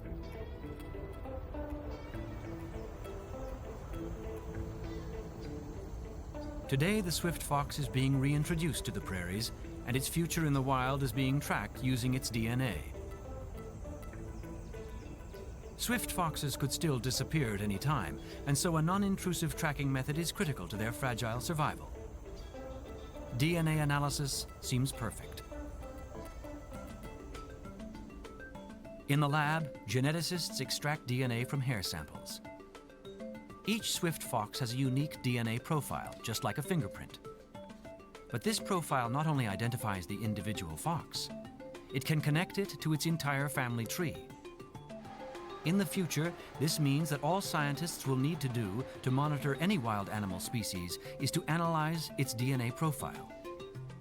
In it, they'll see clearly if an animal like the swift fox is breeding or disappearing. The one thing that an animal never loses is its DNA profile. DNA really is the first information technology. Computer software people pride themselves on their IT, but really DNA is 1 to 2 billion years old. It does carry the information of life. And when we can get a sample of it, we have a record of who it was, or it may now look like an offspring of one of those animals that were released. So we're getting information from animals without ever seeing them. 2,000 kilometers away, biologists are getting swift foxes bred in captivity ready for their reintroduction onto the prairies. Hair samples are collected from each fox before they're released. I mean, DNA is a very useful tool for us because it allows us to monitor the swift fox population in the wild in a non-invasive and humane manner.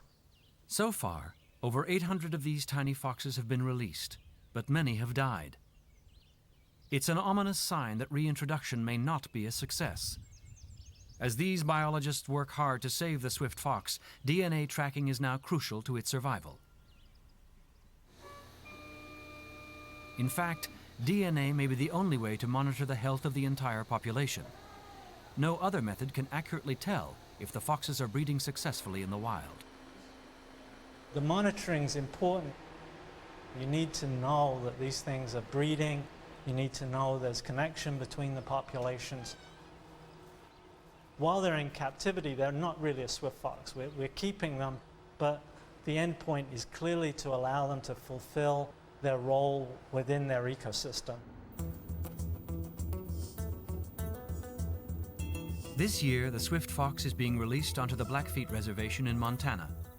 It's only a small piece of their vast evolutionary birthplace, but it's the best chance they'll have to thrive and multiply. Full of grasshoppers and ground squirrels to feed on, the great open plains themselves are the fox's best natural defense. This is big sky country, allowing them to see a predator coming for miles. They're left in their cages to readjust to the sounds and smells of their long-forgotten homeland. Soon enough, they'll be released. And when they are, they run quickly into the tall prairie grass. Well, some do anyway. It's a bit scary out there.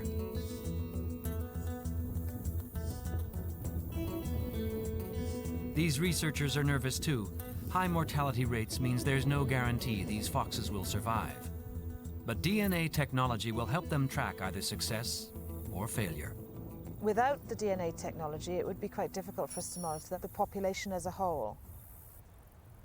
And it enables us to identify individuals, and we know then which individuals that we've released here have bred in the wild.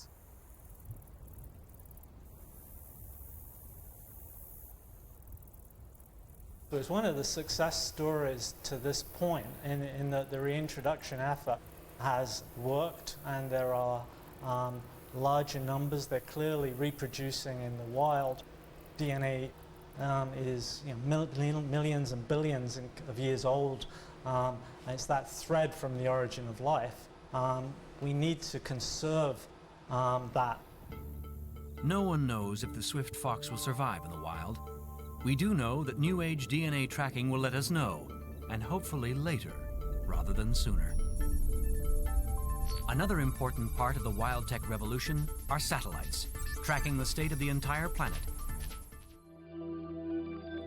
Around the world, nearly 2 million different species are known to science.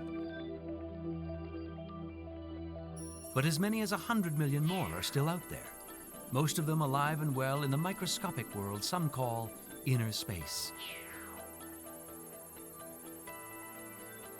In the past, microscopic life could only be studied after it was killed and preserved on a glass slide. Now, an exciting technological breakthrough has created microscopes capable of viewing this world alive and in Technicolor. For the first time, we can go inside a cell and see what's really going on inside a living thing without having to kill it. It's a whole new view of life. These real-time microscopes can even record and store images outdoors, something previously impossible. Back in the lab, even more powerful models can actually see inside a cell with unprecedented detail. Inner space is now in plain sight. It's always amazed me just how much life there is in a tiny little drop of pond water. All of a sudden, you'll see a creature that you've never seen before, and you go and look it up in a book and realize that nobody's ever seen it before. There could be 1 million species in a single cup of pond water, with new species discovered every time someone takes a look through one of these microscopes. Originally designed to view cancer cells in real time, they now show for the first time that all life really is interrelated. So it's like you've gone full circle. You've gone from the very small all the way down into its internal core, and all of a sudden it looks like you're back out in space. It's hard to believe that one of life's new frontiers can be found in a drop of water, but new visual technologies are revealing a world we've never seen before. The view from outer space is just as astonishing. And out here, another technological breakthrough is helping to solve a major environmental mystery. For the first few days, when you look out the window of the space shuttle down at the Earth, you're just absolutely awed by the beauty of this beautiful blue planet down below. Astronauts in space get a rare view of our planet, but satellites get an even closer look. Some of them, like remote sensing satellites, can take pictures of the Earth's surface from as high as 800 kilometers. We're using remote sensing to see how changes in the climate and human activity affect our environment and the survival of wildlife species. But now a Canadian remote sensing satellite has taken on a new role to stop an environmental disaster. Ocean tankers are dumping waste oil in Canada's Atlantic waters, just to save the few $1,000s it costs to have it pumped out in harbor. Probably something like 300,000 birds are being killed every year out there from this chronic oil dumping. Every year off eastern Canada we have the equivalent of an Exxon Valdez, but it's happening over the horizon, and for most people it's out of sight and out of mind. The Canadian Coast Guard sends planes out on routine patrols to catch the dumpers, but most captains pump out their bilge oil under cover of fog or at night. Until recently, it was only luck if an oil-spilling tanker was ever spotted.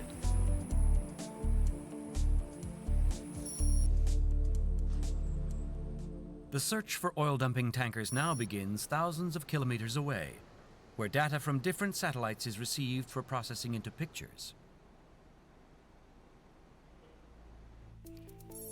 There are many different types of satellites orbiting the Earth, and each provides a different view. Some, like the Iconos satellite, provide unprecedented close-up images.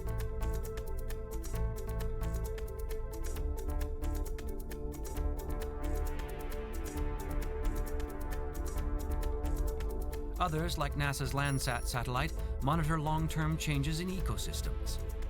Most, like the NOAA weather satellite, are limited by the Earth's atmosphere.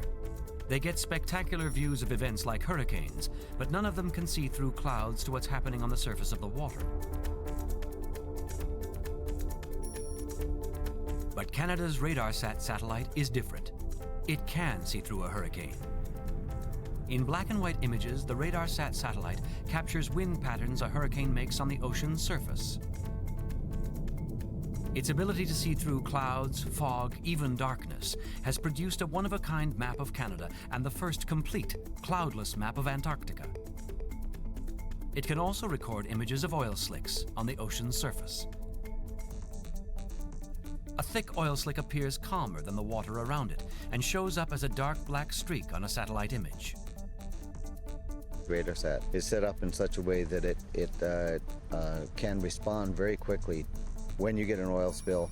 Doesn't matter really much what else you thought you were going to do that day. Now, when the RadarSat satellite detects an oil spill on the water, a Coast Guard plane is sent out within the hour to videotape the crime scene for use as evidence in a court of law. Yes, good evening, sir. Speed Air 01, Coast Guard surveillance aircraft. We just flew across an oil slick directly astern of your vessel.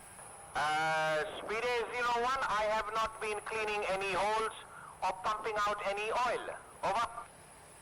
Roger, sir. Okay, we do have pictures and we do have video showing oil slick, a slick 6 miles in length, directly astern and in the wake of your vessel. Over.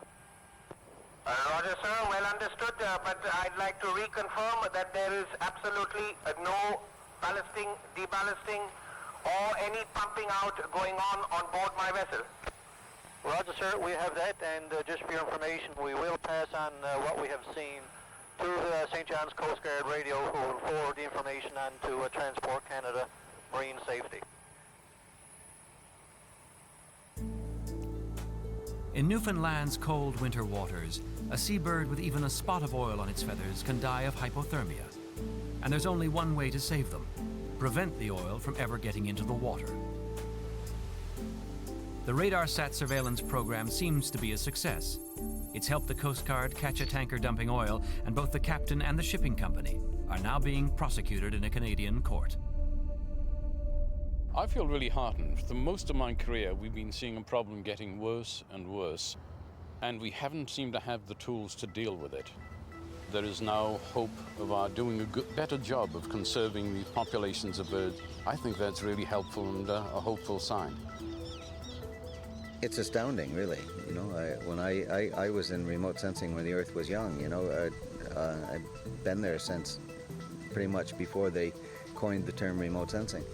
Satellite imagery has really improved tremendously. The wild tech revolution is helping us to understand and hopefully save the natural world. It could bring an end to extinction, and it is helping to return endangered animals to the wild. But even the best that technology can offer can't predict the future of our planet. To answer that question, we're on our own.